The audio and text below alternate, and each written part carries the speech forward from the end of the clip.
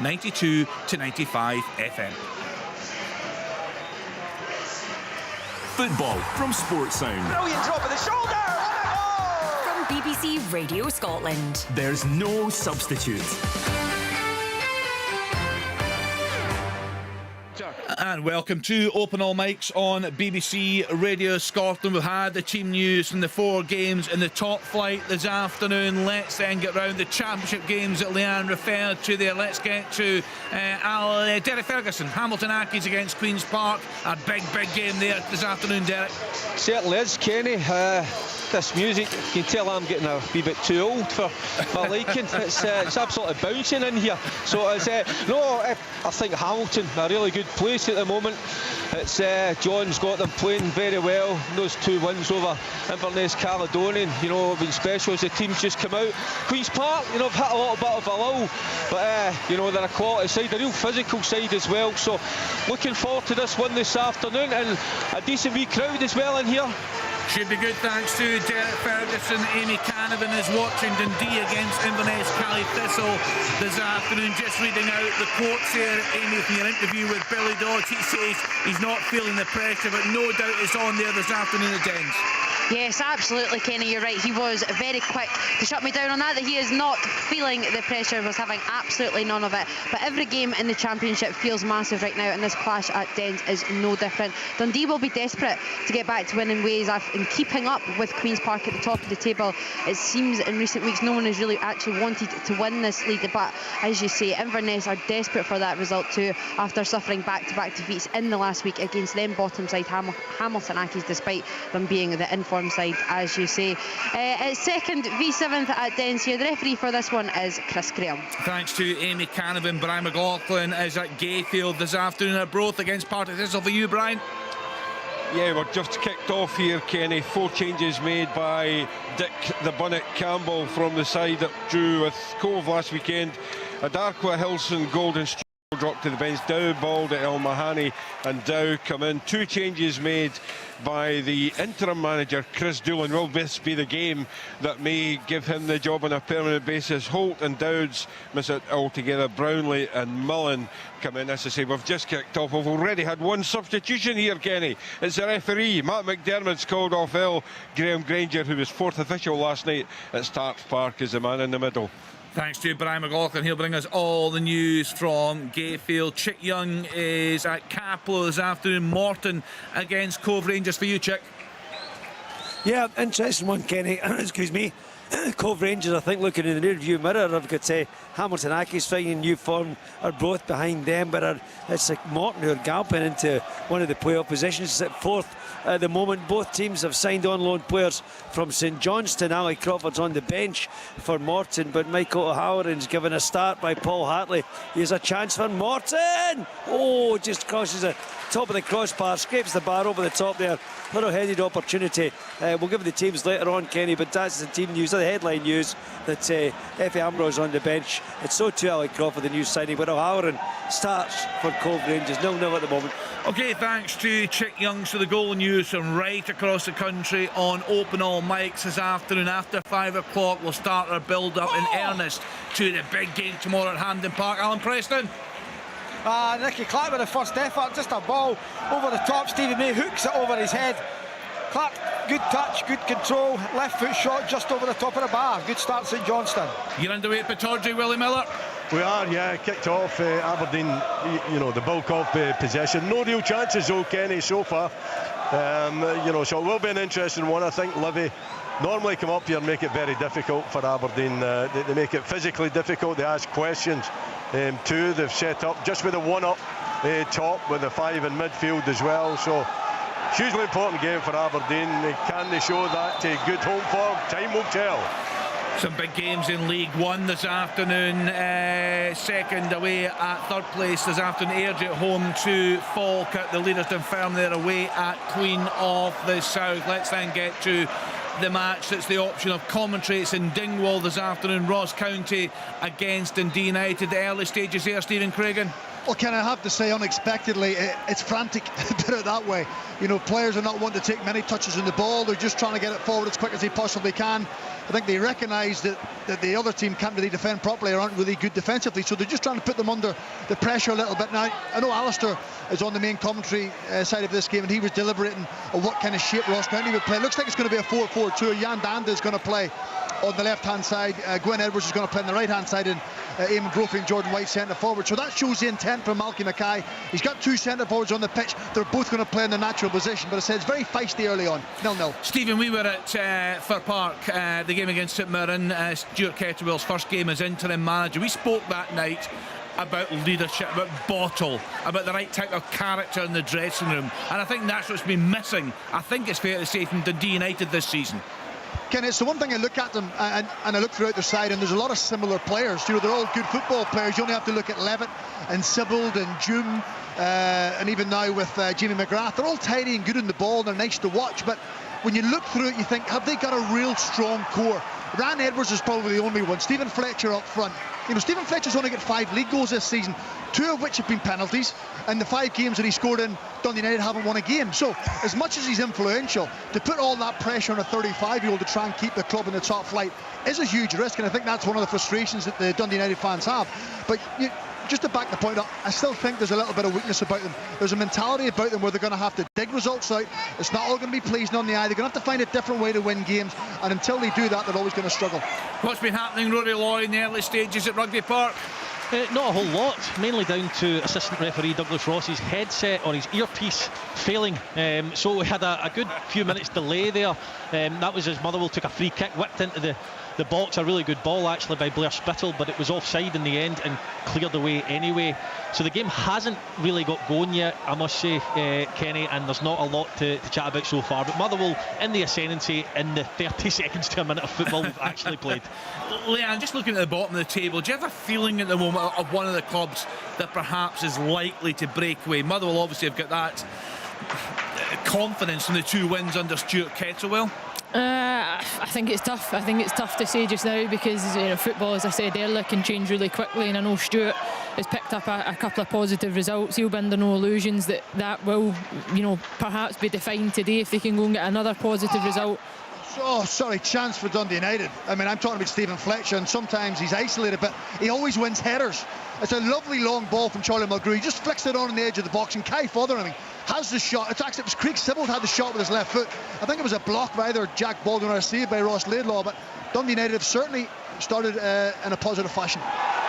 But no, at this stage I don't see anybody really pulling away. I would like to see Motherwell pull away, and I do think that when the split comes they will have enough. I think signings that they've brought in January with the likes of Abika will make a difference with goals, and this far that they've been okay in the goal scoring front, Motherwell. It's just defensively that's been the issue. I think if they can shore that up, it'll put them in a better place. But all the teams at the bottom will fancy their chances. I think when it comes to, as I say, that split, every team will, even Dundee United, we spoke probably so negatively about them today with the speculation around the club and the sort of shape that it's in, but they'll even fancy their chances of getting off the bottom of the table. Oh, sorry, huge mistake here. Eamon Brophy scored! Oh, it's been an absolute nightmare for the young goalkeeper Jack Newman. It's a long ball over the top from Danda, not really causing any problem. Charlie McGrew looks like he's got it under control. Ran Edwards is there to try and help him out, and suddenly Newman appears from nowhere. They all leave it for each other. It bounces past all 3 of them. Eamon Brophy then goes in kind of wide angle left hand side. He has a strike. I don't know, it takes a deflection, but it just loops up into the back of the net. And when you're a team who give away poor goals and haven't been in good form, it's not the ideal start. And out of nothing, Ross County find themselves 1-0 up. I think we thought we saw it all last week with the blunders. That's one of these things that can make one of these tapes, couldn't the things that go wrong in football. That was an absolute shambles. Sorry, Leanne, I spoke about that's Brophy's second goal since he's went to Ross County. Well, Bika scored last week for Motherwell, and I watched Tony Watfoot in a great performance last week for St Mirren, and I'll reiterate what I said a couple of weeks ago when United came out and said, oh, you can't get strikers in the January window, they're hard to come by. Well, other teams have went for the tried and tested at this level, and it's paying off for them. They brought in reinforcements and it's working. I mean, there was Should actually have been quite a an tidy opener, finish in Kenny. the end. Should have been opener for Hamilton Accies. Just a free kick into the box, ball break to Dylan McGowan, and he's just round about the penalty spot. Nowhere, nobody anywhere near him, you know, but just leaning back and, you know, just panics a little bit for me and volleys it over the bar. So it's first real chance for Accies, but they passed it up. It's a total mix-up, Kenny. When you look at the goal, Mulgrew goes to try and flick it, and you're right, Craig has described it. Newman finds himself in no man's land, but defensively, when you look at those two players, Charlie Mulgrew flicks it with the outside of his left boot, and it's probably going out the pitch, but it comes off Edwards and back into play for Brophy to go and finish. But it does sum up the position that the club are in just now, and that's what I said about the goalkeeping situation. You've taken effectively your number one goalkeeper out the sticks today. You've put in a young man who is, the spotlight's going to be on him right away. It's the early minutes of the game. His confidence is going to be absolutely rocked at this stage. But I just think Dundee United in general are far too complacent defensively when you look at the decision making, and there's a lot of experience within that back line. It's not good enough. He's onside here, Scott Robinson. He's got an opportunity to pick someone out. Oh, he's waited far too long. Poor decision, poor cut back. It looked like they had a chance there, Kilmarnock, on the counter attack. They've looked dangerous a couple of times now. Armstrong still got it. Oh, it's cleared. Yeah, Alan Preston, injury concern there for you? Yeah, to Tony Watt, he's just gone down. St Johnstone were breaking, and Tony Watt just took himself down. Oh, sorry, even Brophy's just crashed one off the left-hand post of Dundee United, and I have to say Dundee United are scrambling a little bit. You can see Ross County got their tails up. Malcolm Mackay said their last two home performances had taken 4 points from them. That goal has given them a huge lift. Everything about their body language is absolutely spot on. There's a lot of urgency, they're dynamic, they really fancy this game this afternoon after going ahead. Could have been 2-0. Wow, a great strike from Brophy there, crashing off the post. My God, if they'd gone 2-0 down, it would be hard to see a way back. No, Dundee United, they're on the ropes early on. They cannot afford to concede another goal at this stage of the game. But as I say, when I look at them, I just think, you look at Motherwell and the changes that Stuart Kettlewell's made since he's arrived, and I think the one thing that he nullified right away, and I could be proven wrong today, they don't mess about an awful lot with it in their own backline, because defensively that was the issue. There was too many individual mistakes, there were too many collective errors. They look to try and get the ball forward as quickly as they possibly can. I look at Dundee United at times and they're so nonchalant the way that they move the ball around. There's no intensity, there's no speed. They're too willing to play back and almost invite that pressure. And Ross County at this stage of the game are already locked onto that. Kenny, I was slightly worried for Alan there when you said Alan Preston's got an injury concern, because after tipping Lennon for the Aberdeen job, last I heard John Hughes was going 100 miles an hour up the M80 to confront him.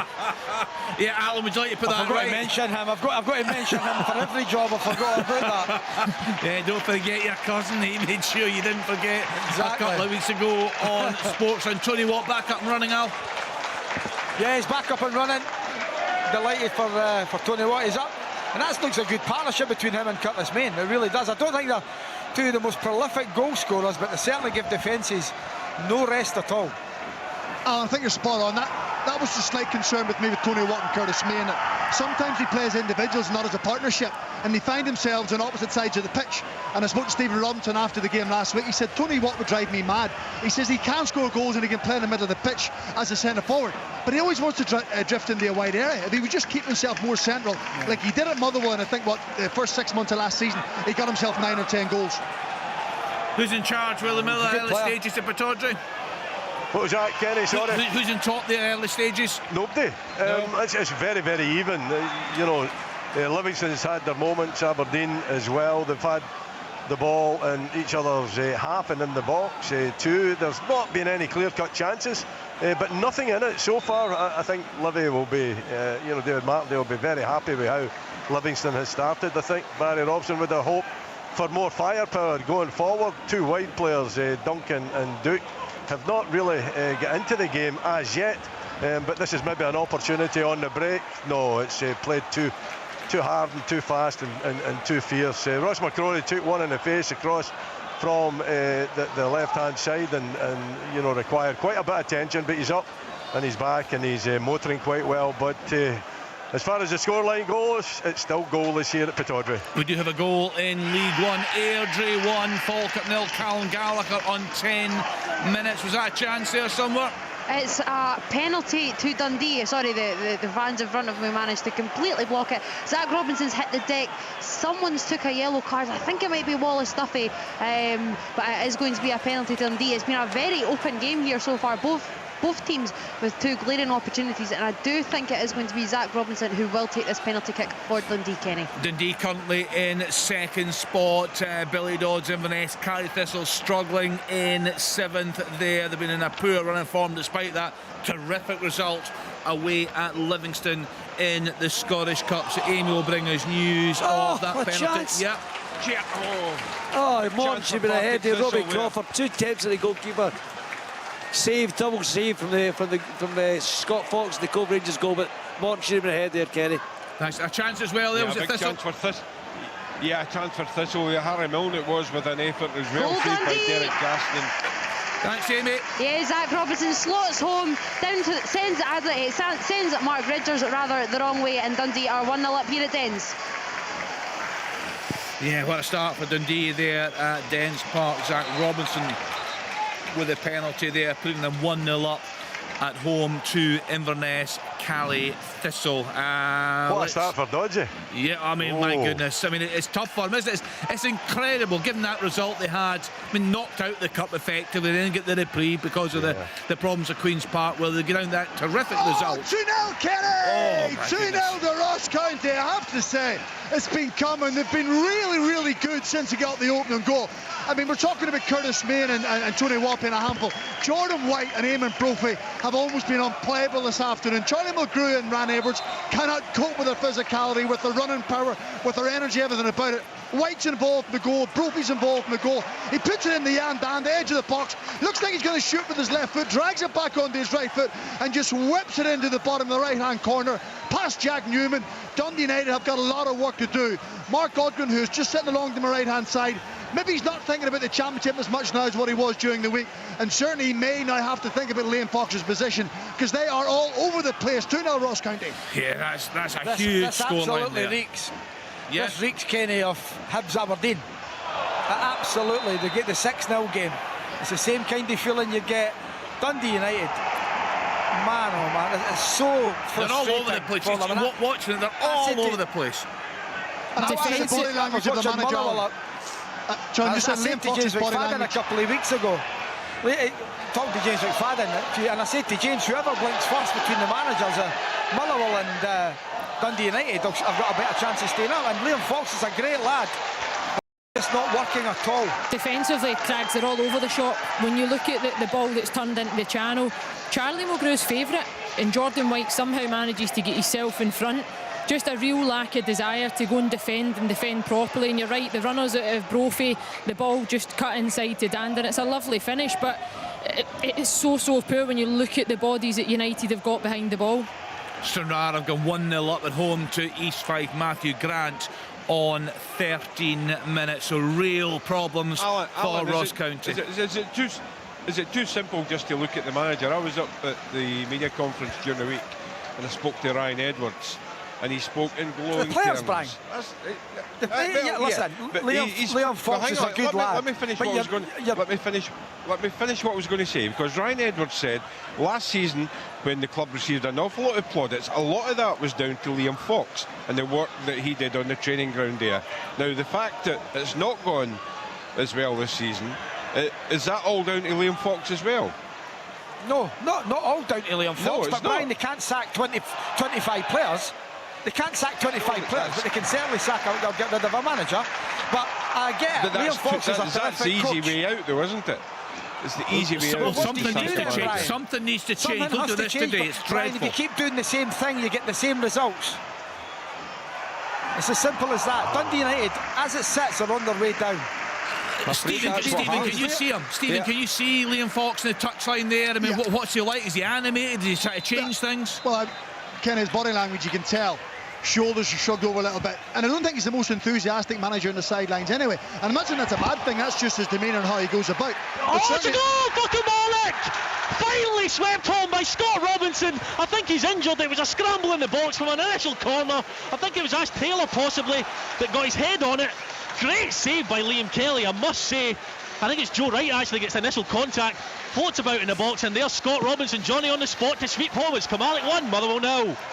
I'm just waiting for the replay, Rory, but Kilmarnock look like they've started the better of the two sides. Any time I've looked across the screen, Robinson's been a real threat down that right hand side initially, but as you say, he's alert, he's alive inside the box to sweep it home. Just seeing it coming in now, out swinging corner. I don't think it was Ash Taylor, I'm not sure who gets the header, but it's Istram Ash, and Robinson stabs it home.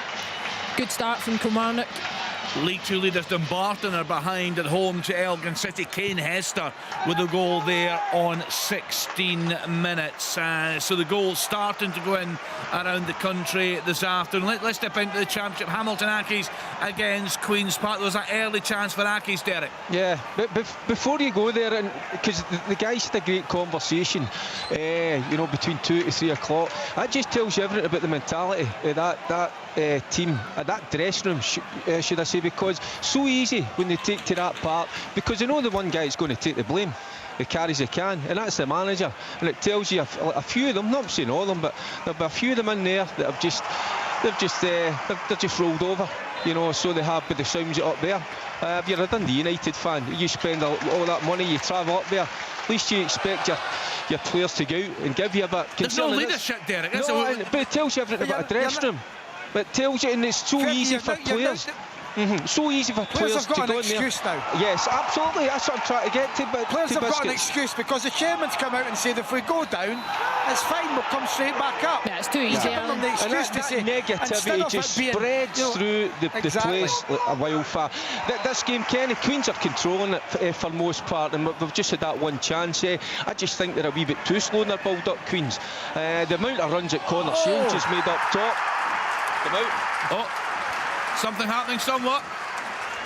Yes, Robbie Crawford from Morton. I thought he had scored. That's his second chance. In fact, his third chance, because there's a double opportunity earlier on, Kenny. It's a break from Morton. They got a free kick in their own half. Get it up quickly. Crawford just cuts onto his right foot. I thought it was going to nest him on the corner.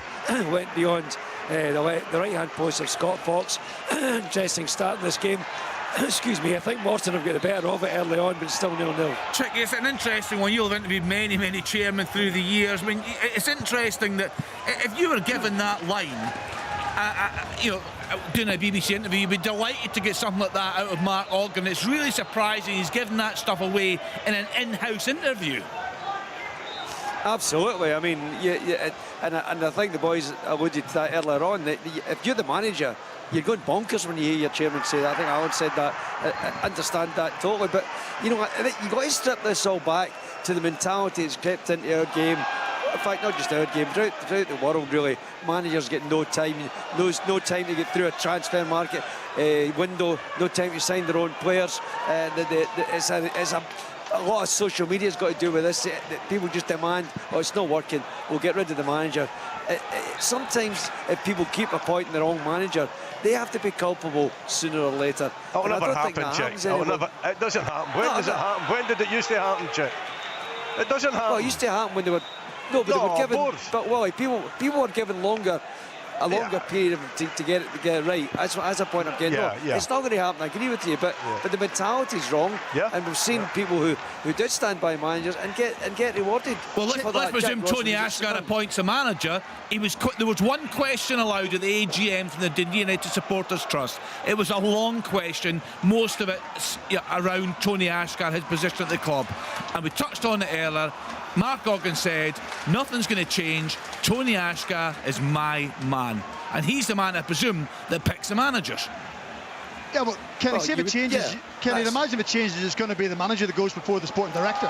That's what it certainly sounds like. The sporting director's not going to sack himself and keep the manager in a job. He's going to move the manager on and keep himself and try and bring someone else in. If he's allowed to do that by the owner, and by the sounds of things he is.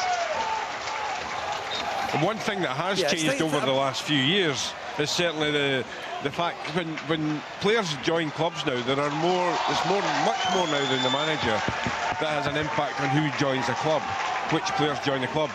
But it's still the manager who loses the job. Very rarely do people in recruitment lose their job. But the sporting directors lose their job. Brian, when you go into the job, you should have that clear. you should have that knowledge. Is it the recruitment director that's responsible for bringing players in, or is it the manager that's responsible? Listen, if the manager allows players to come in on the understanding or the advice of the recruitment officer, then it's still his fault, is it not? You know what I mean? The responsibility at the end of the day is always, to, Willie. It's always going to. No, I think he's saying is he's going to blame it. He's going to blame it on the recruitment. You can't blame it on the recruitment if the manager allows the recruitment to have the final say. And we hear it all the time. The recruitment officer doesn't have the final say. The manager does. Yeah, but he takes it and understands. You're given the opportunity to manage Dundee United, your first real managerial job at a full-time club, and that's one of the stipulations. Are you going to turn it down? No, I'm not saying you should turn it down. Exactly. I think you take it. No, but you take it on the understanding that that's the squad that you've got, so it's his responsibility. You know, the buck is always going to finish. Oh, almost there. I think it was Pollock with a header that from the corner, left-hand side. Pollock was well up. Didn't get too much on it, but it just slips past the post. Yes, what was your point, caller? I was going to say... He's on fire. I was going to say... He's multitasking. He's on fire. What have we totally gone from the days then where people like... let's go from Alex Ferguson, and we're going way back, Steen and these guys, even Walter Smith, they were the guys who went and identified players and said, I want to sign them. Are we at a stage now where you're just being asked to coach players? You're not really managing, you're coaching players. They're handed to you. Is that where we are? Yes, that's where we are. Gone are the days, Chick, of managers and coaches, well, not so much, but going down south. I remember Yogi and Brian Rice used to spend all their time in England. Tuesdays and Wednesdays, he would stay down, go and look at players and go and sign them, and see that's gone now, because it's all done with video and everything else. But the manager gets a final say, doesn't he? Not all clubs. That's my point. Not all clubs they don't. No. At some clubs. So you're not telling me that clubs, the manager will get the say. Yeah, okay. That's what I was going to say. So you're not telling me Pep Guardiola just handed players that he doesn't fancy. No. I mean, there must be a point in the ecosystem where it changes. At that level, you know the players, don't you? I mean, you look at Aberdeen here. You've brought players in from all over the world, and you don't really know too much about them. That's what Aberdeen are trying to do. They're trying to unearth players from other countries to bring them into the club, to make them better, and then to sell them on. Big goal in League One. The leaders are ahead. Dunfermline 1-0 up away at Queen of the South. Craig Whiten with a goal there on 22 minutes. Peterhead 0, Kelty Hearts 1, Lewis Martin on 24. I'll go through all the latest scores for you across Scotland. Aberdeen 0, Livingston 0, Kilmarnock 1, Motherwell 0, Scott Robinson on 17 minutes, Ross County 2, Dundee United 0, Eamon Brophy on 6, Jan Danda on 14, St Johnstone 0, St Mirren 0. Into the Championship, Arbroath 0, Partick Thistle 0, Dundee 1, Inverness Cally Thistle 0, Zach Robinson with a penalty there on 30 minutes. Hamilton Accies 0, Queen's Park 0, Morton 0, Cove Rangers 0. In League One, Airdrie 1, Falkirk 0, Alloa 0, Montrose 0, FC Edinburgh 0, Clyde 0, Peterhead 0, now Kelty Hearts 2, Queen of the South 0, Dunfermline 1, and in League 2, Albion Rovers 0, Annan Athletic 0, Bonnyrigg 0, Stenhousemuir 0, Dumbarton 0, Elgin City 1, Forfar 0, Stirling Albion 0, Stranraer 1, East Fife 0, and in England in the Premier League, Everton 0, Aston Villa 0, Leeds United 0, Southampton 0, Arsenal have just going to goal up away at Leicester City, West Ham United 0, Nottingham Forest 0, and 5:30 Bournemouth against Man City, 7:45 Crystal Palace against Liverpool. Tomorrow in Sports and full coverage from Hampden. What a game this promises to be. Celtic against Rangers in the League Cup final. Guys, what are your thoughts on the media conference we saw this week? I just saw the pictures on social media. It looks so uncomfortable, Willie, seeing Ange Postecoglou sat at a table alongside Michael Beale. I've never seen anything like it. Obviously, it was uncomfortable for both of them. Normally, managers get on okay. Usually, after the game, no matter what the result, you get in the manager's office. I don't know if that was what happened with these two, to be perfectly honest. I'm not sure. I don't think that's on the agenda, is it? You would have to tell me, Kenny, what the reason is. I'm sure it's some comments. Well, there's some comments made by Michael Beale. He talks about a lucky manager. And Ange Postecoglou a couple of times, in post-match interviews made reference to it must be lucky, or he made reference. There's clearly a wee something developing there, and we love that. Yeah, well, you do. Of course I do. That's just right up Kenny Street, that. That's right up the street. Ange, you'll never guess what Michael Beale was saying about you this week. That's where he started an interview. None of this managers being nice to each other. I think he's brilliant. I think the two of them are good, but I think Postecoglou, when he was saying, do you get nervous? He said, the pilots get nervous landing planes, that's my job. Alan, what did you make of that, the two of them sitting next to each other? It did look uncomfortable. It certainly did. I don't An arm wrestle went amiss. And there's only one winner there, is there not? I would suggest. You tell me, Kenny. I think that's got to be Mr. Postecoglou. He's a big man. Don't judge a book by its cover. Check, have you ever seen anything like that? That suit. That could be an absolute machine. Jumper. Check, have you seen anything like that before? That's a media conference. Very close to being 2-0 for Kilmarnock. Yes, Rory. It comes from a corner again. Danny Armstrong whips it in. Again, there's so many bodies in there, it's difficult to see who makes the contact. Possibly Christian Doidge. And Motherwell get away with one again. They need to sort out their defensive structure and who they're marking at corners, because they're all over the shop as Kilmarnock get a third corner of the match. Yeah, that's the first time under Stuart Kettlewell Kenny Motherwell have actually went behind, isn't it? So as much as, it's easy to talk about character and resilience. Oh, is it 3-0? Oh, Jack Baldwin has just hit the post. A corner kick swung back, and I think it was Jordan White put it back into the box, and Baldwin hit the post. Dundee United are really on the rocks here. If Ross County get another goal, you can't see any way back at all and make it 3-0. The Trury has a shot from edge of the box. I'm unsure, Craigs, if Newman actually gets a It's 2-0 to Dundee. Lee Ashcroft with a header from, I think that's the fifth. Has it been disallowed? I don't know what's that. Obviously, at the back of Dens Park, when the fans are right in front of you, you don't get to see anything. It's not a great position, Amy. So last I saw, the goal went in, but there must have been a foul. Lee Ashcroft, I thought, rise pretty fairly there, but no, it remains 1-0 at Dens Park. He's a real threat in opposition box, Lee Ashcroft. Brilliant in there, a real powerhouse. Actually, check. Talk to me about that press conference midweek. Yeah. Just before I do that, I'm just a strange substitution here for Cove Rangers. Ken McLeod's gone off, Mikko Virtanen's come on. There was a little instant where he was involved, McLeod that is, with a Morton player, and he's not looking happy with Paul Hartley. He's just gone straight past him into the dugout area, so I'm not quite sure what that's all about, but he's a wee chance for Cove Rangers, that's clear. Yeah, Kenny, I mean, we got... Listen, you talk about Ange Postecoglou. Him and Giovanni Van Bronckhorst were the best of pals. Yeah. Went for coffee together. They've scored. Yeah, goal. Yeah, it's a goal for Queen's Park. It's been coming. There's so much domination, but it was Oakley, the right back, busting into the box, and I thought it was going to be a penalty. Ball just breaks to Thompson, and he just fires home from about 7-8 yards out. They've had most of the play, Kenny, without creating too much. So that time, good run with the full-back, and Thompson just finishing it off. So Queen's Park go 1-0 up. Craigs, I assume that VAR check was regards to the goal line clearance. It was Sibbald, I think, that cleared it off the line after it had come back off the post for County. Yeah, there was some sort of delay. I wasn't sure if it was actually for a penalty shot, because there was quite a lot of players that fell over and came together, but actually then it was to see if it was over the line or not, Leanne, is that what it was? Yeah, it was a brilliant clearance from Sibbald, just right on the goal line. I think they must have just been checking that it hadn't crossed the line. Yeah, just any more goal updates. Few scorers, recognisable players down in England scoring. Devante Cole scoring for Barnsley. Callum Henry scoring for Salford City. The good run, of course, at St Johnstone once he was recalled on loan there. So Jack Thompson with that goal for Queen's Park. The leaders in front there. Sean Maloney's Wigan. He's done a decent job there, getting at Wigan Athletic. They're ahead away at Preston North End.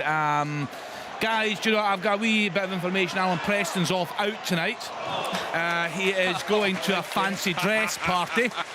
Anyone get any suggestions what he could dress up as? Well, what should he go as?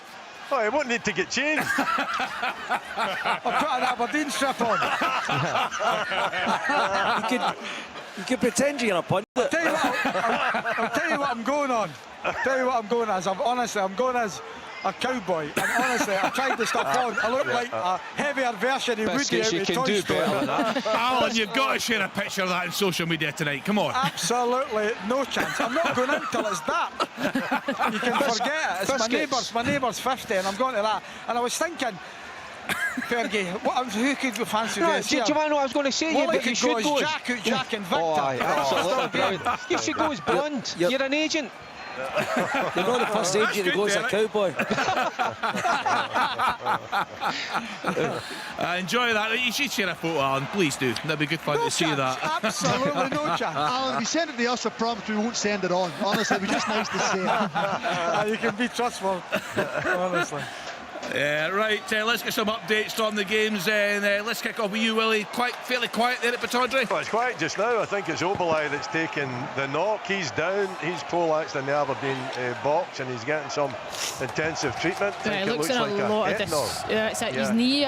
He's holding his shoulder as well, Willie, right enough, but he looks an awful lot of discomfort. Yeah, so it's a bit of a break and it's giving the managers an opportunity to have a chat because all the players are over getting some refreshments as well as some instructions from the manager. Listen, there's nothing in this game. You know, Livingston have done extremely well, but Aberdeen have looked threatening on the break as well.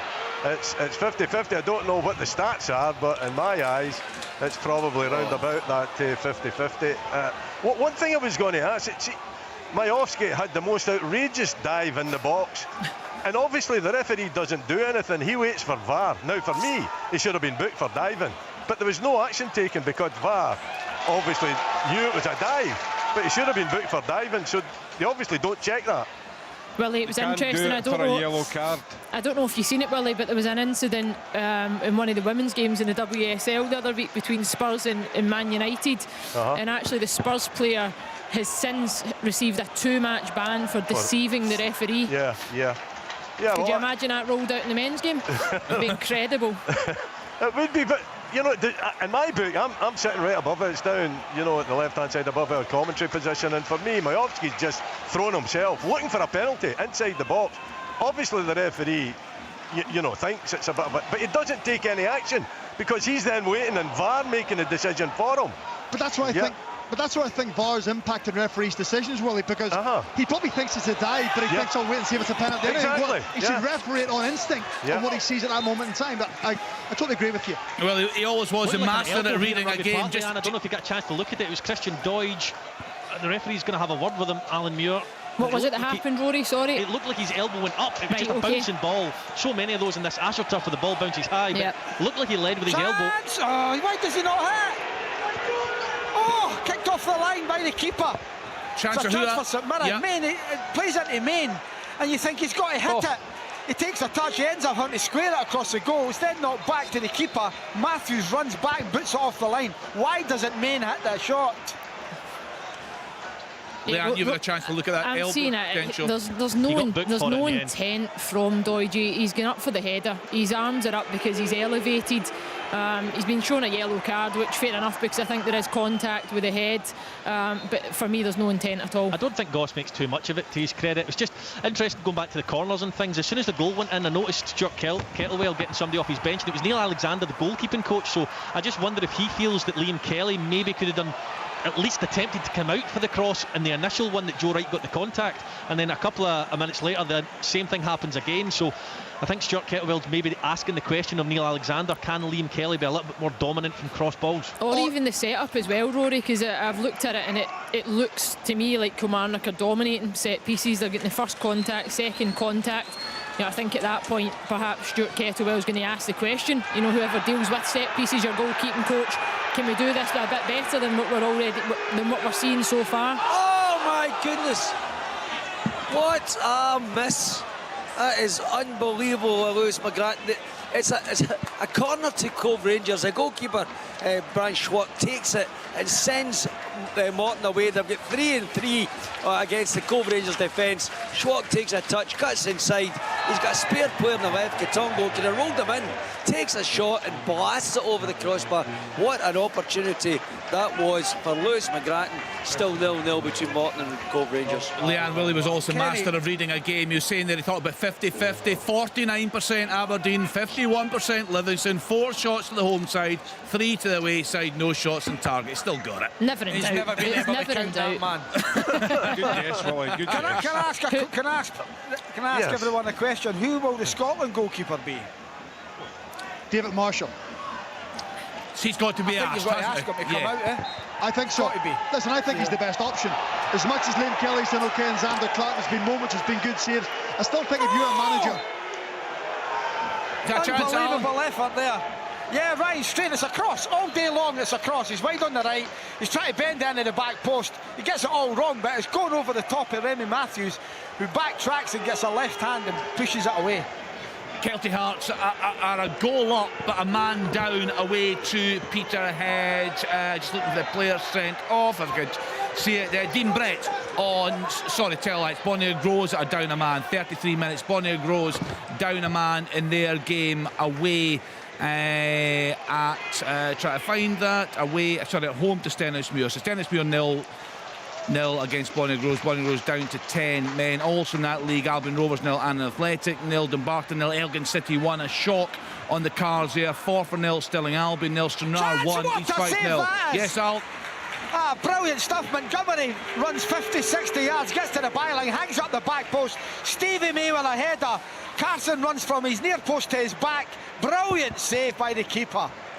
It's really good play from St Johnstone. It comes from Stevie May as well, isn't it, Alan, in the middle of the pitch. Just controls it technically, he's so good. Brings other people into play all the time, but it's a great delivery to the back post. Just flighted. Brilliant save. In League One, Airdrie 1, Falkirk 0, Alloa 0, Montrose 0, FC Edinburgh 0, Clyde 0, Peterhead 0, Kelty Hearts 1, Queen of the South 0, the leaders Dunfermline 1, and in the Championship, Arbroath 0, Partick Thistle 0, Dundee 1, Inverness 0. Magnificent save there by the Partick Thistle goalkeeper, Jamie Snedden. It was a terrific shot by El Mani, around 25 yards out. Looked destined for the bottom corner, but a magnificent save by Snedden. The best chance of the game so far for Arbroath. Still 0-0 here though at Gayfield. Willie, sorry, yep. Kenny, did you witness that save from Gorter? Yeah, the one from the corner. He's actually set himself up so he can make a second save. No idea what he was doing. In my opinion, he could have caught the ball. Yeah. He parries it into bodies, and thankfully for him, he gets a second bite at it. It does, yeah. Straight from the corner, isn't yeah. it? And it's kind of a curled in. It's Penrise with the left foot on the right hand side, and he's curled into the near post. I couldn't really see what his starting position was, but he seemed to make a bit of a meal of it. It was a decent delivery, but there was nobody near him. He wasn't under any physical pressure. I thought he could have just went and gathered it. Anyway, little effort.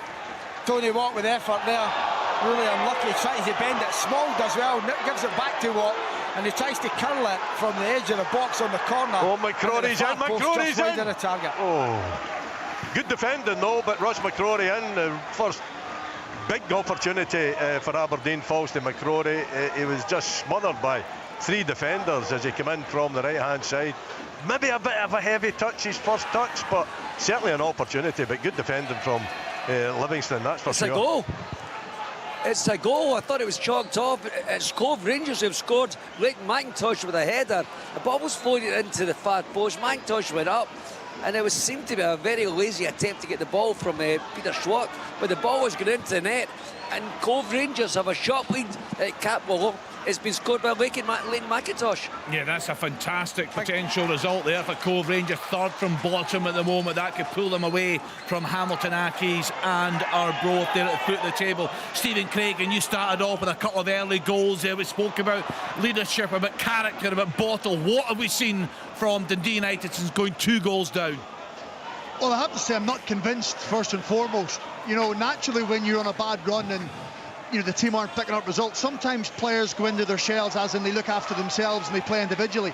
Dundee United look a little bit disjointed. I mean, there's been a little bit of a a kind of challenge in the last 5 or 6 minutes, Kenny, but nothing that would make you think they're going to get themselves back into the game. But you get so many individuals looking after themselves. They look a bit disconnected. Balls are going forward. There's a misunderstanding. No one's on the same wavelength, whereas Ross County are really comfortable where they are at this moment in time. Liam Fox has actually sent out Anaku to warm up, so he may make a sub before half-time. If not, certainly he'll make at least one substitution at half-time. He was actually shouting on to someone in the middle of the pitch about 10 minutes ago.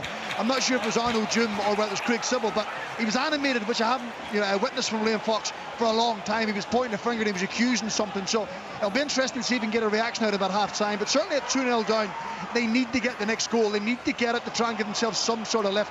But Ross County and Malky Mackay manage the game to half-time, freshen up, and then go again in the second half. The first goal, Craggs, looks like a Charlie Mulgrew own goal as well. Takes a flick off. I'm not sure Brophy's attempt on goal would have gone in without the flick. And the second goal, Mulgrew doesn't paint himself in glory either with the way he defends against Jordan White. Such a shock that for such an experienced player. You know, big things were expected of Charlie Mulgrew there. Rory Law, you spoke before the game about the importance of the terrific home record that Kilmarnock have. That's come into play again this afternoon. They control the things down there at Rugby Park. Yeah, I mean, possession has ebbed and flowed from either side, but Kilmarnock are so much more potent in attack. The passing's crisper. Scott Robinson's playing really well. He takes the ball in so well, and he dovetails Doidge really well as well. And anything that's crossed into the box, Motherwell are at 60s and 7s. Motherwell have had their share of possession at times, have shown absolutely no threat going forward, haven't looked like scoring one bit, and it's a stark contrast from last Sunday, as there's a bit of a problem for Doidge here actually. The referee's waving on the physio. I think he might have a head knock, but yeah, Kilmarnock. It's Majowski gets the first and the opener for Aberdeen. Cross from the right hand side, Duncan to the back post. Think it's McDonald or maybe Pollock, not 100% sure, headed back across the face of the goal. And there is Majowski sliding in, an intelligent player, right place at the right time to just drill it into the roof of the net to give Aberdeen the lead. I think you're right, Willie. I think it was McDonald, but it's a lovely ball. I think McCrory swings it in with the left foot. Just gives the Aberdeen players something to go and attack, but it's a great finish from Majowski. He was switched on, he spins off the shoulder into the roof of the net. Top shot. That's his game. Yeah, no, he's alive, he's alert, and he's clinical on that occasion. Seems to be quite a your game, Alan Preston. Looking at the stats, and Johnson in control of possession, 66%, but between the two sides, just one shot on target with 44 minutes played. Yeah, it's not been great when you look at St Johnstone have only won 3 times at home and St Mirren have only won twice away. I actually said to Martin Dowden, who's working for the television, no, all over it before the game started, and it seems to be the case. There's been a couple of chances in the last few minutes, but nothing really spectacular so far. If St Johnstone want to get in this top 6, I think this is a game they have to win, and for St Mirren it's a wonderful opportunity for them to go 4th today, which would be great for them, because I think they have been impressive, especially at home this season. They're just going to get a booking here. Stevie May's going to get yellow carded for a challenge. Have a look at it, Leanne. It's on Ryan Flynn. That's all. Yeah, Derek. Yeah, it's a chance for Accies. They've come into it the last 5 minutes. It's just Connor Smith there. It's good cutback from O'Reilly. Connor Smith just edging into the box and gets his shot off, but I think it was a block. Might have been big Ezzy. It just gets the block in there and it just agonisingly goes past that left-hand post. But no, Queens have deserved to be in front, Kenny. They've been so dominant, and Accies just over the last couple of minutes getting themselves back into it a little bit. Just looking at the live championship table, Queen's Park 2 points clear. Well, just looking at the bottom checks in the live table are both 23 points, Accies 24, Cove Rangers with that game you're at, Chick pulling away on 20, and it's so tight down there, Derek, isn't it? Yeah, and I mean, this is going to go to VAR. It's a potential. Sorry, Fergie. No, this is a challenge. Phillips on Flynn. Flynn's in a bad way, and the referee gave him a yellow card, but he's been called over. I've had one look at it, but actually Phillips is the player that was in control of the ball. It's played in. Montgomery plays Phillips. It bobbles up off the surface, and as Phillips goes to control it, he's caught Flynn. It's horrible. Again, there's no intention because it's had one look at it. He's going to send him off. Phillips is taking. He's had one quick look at it. Oh dear. Oh, it's a leg breaker. But there's no intent from Phillips, is what I need to say, because he's taken the touch, and it's the fact that he goes to plant with the right foot, and that's when Flynn comes in. It's a horrible challenge, and no wonder Flynn is rolling around in so much discomfort. Leanne, how much Half-time it ends, 1-0 Dundee. can referees take into account intent though? You know, you've got to work off the fact rather Rory, than what the player Phillips meant has to controlled the ball. It's bobbled up off the surface. He's taken the touch with the inside of his right foot. As he's went to plant, he's went over the top. He's caught Flynn above the ankle. But Flynn's... I'm going to get another look at it here. Honestly, it's no intent. None whatsoever. Thanks, Chick. Just some important goals going in. Falkirk have equalised away at Airdrie. Gary Oliver in 44 minutes. League 2 leaders Dumbarton, they've equalised at home to Elgin City. Ryan Blair on 44 minutes. Peterhead, they've equalised right in the stroke of half-time at home to Kelty Hearts. Jack Wilkie with the goal there. Half-time Bonnyrigg Rose 0, Stenhouse Muir 0. So just waiting on all the half-time scorelines coming through here, on Sportsound. Kenny, Hamilton Accies 0, Queen's Park 1. Thanks, Dennis. Look at the top of that championship table. Half-time, we are both 0 Partick Thistle. Thanks, Brian. So Queen's Park 2 points clear of Dundee as things stand. Both these sides ahead this afternoon in the championship. As well, Kenny. Sorry, 2-0 to the home side, Ross County against Dundee United. Yeah, that's going to be really interesting. Is that your game there, Craig? We're hearing some booing. Is that from the United fans or is it somewhere else? No, I think it must be somewhere else. I have to say there is booing from the Dundee United fans and they're certainly not happy, but I don't think it's coming through the mics where we are. I can tell you it's not at Pittodrie. No, absolutely not. Miowski finding some form. It was a great finish. It does a happy change for me. We can welcome listeners who've been enjoying commentary from that game in Dingwall. We'll go right round the grounds here on Sports. Another half-time scoreline coming through there. FC Edinburgh 1, Clyde 0, Queen of the South 0, Dunfermline 1, and there was another one there somewhere as well. And it was Albion Rovers one was coming through. So all the half-time scorelines coming through. Still playing down at Rugby Park, Rory? Yes, they are. And Christian Doidge, they've decided to basically take him into the dressing room, try and get him patched up. I think he's burst his nose. And they've decided to play out the last few minutes. And I think there's still a couple of minutes left without him. And they're under a bit of severe pressure here. It's the first time in the game that Motherwell have had any consistent pressure. As Scott Robinson does some good defending in his own box this time. And might see it out to half-time. Interesting decision from Derek McInnes, but it is still 1-0 to Kilmarnock. Has Flynn carried on or has he come off? That is half-time, 1-0 to Kilmarnock. That's right. He's limping off, he's coming off at half-time, but he's still on it, you know what I mean? He's waiting for a cup of tea now to see how he is. Yeah, just looking at Callum Davidson there, he looks a bit perplexed, doesn't he, Leanne, in the touchline, but when he sees it again, he'll agree with us, no intent, but it's got to be a red card, hasn't it? I know, but I don't know, because I genuinely don't know where Phillips is supposed to put his foot. He's reacted to the ball coming up off the surface, which isn't great. He's got the ball under control. Flynn's come in, who hasn't made any contact with the ball. He's almost put himself in that position. And yes, Phillips catches him, but there's nowhere else for him to put his foot. So if that's a red card, Phillips, you can understand how frustrated he was. I don't think he felt he did too much wrong. You cannot deny that the contact and where it is. But there'll be, many folk that will look at that tonight, I think, on Sports Scene and probably think that it's not a red card, if I'm being honest. Yeah, you can view for yourself on Sports Scene this evening. So St Johnstone down to 10 men against St Mirren. Daniel Phillips sent off there on 44 minutes. It's goalless at half-time in that game. So just a one game still playing, Willie Miller at Pittodrie? Still playing, yeah. We had the flare coming on, but that's the half-time whistle, and at half-time, Kenny, it is Aberdeen 1, Livingston 0. Thank you to Willie Miller. Bojan Miowski with the goal there for the Dons. So stay with us on Sports Sound, a full roundup of all the half-time scorelines across Scottish football. All the grounds, all the goals, all the news. This is Open All Mics from Sports Sound. From BBC Radio Scotland.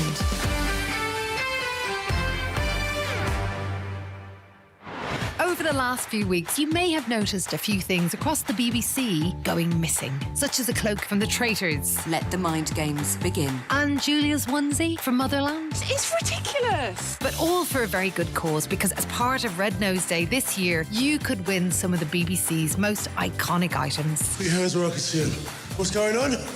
Yeah, we got Luther's coat too. Sorry, Luther. To enter, find out more or donate to Comic Relief, go to bbc.co.uk/Red Nose Day. We'll find the terms and conditions and privacy notice. You must be 18 or over to enter. The giveaway closes at 11:59 p.m. on Saturday, 18th of March 2023. Good luck.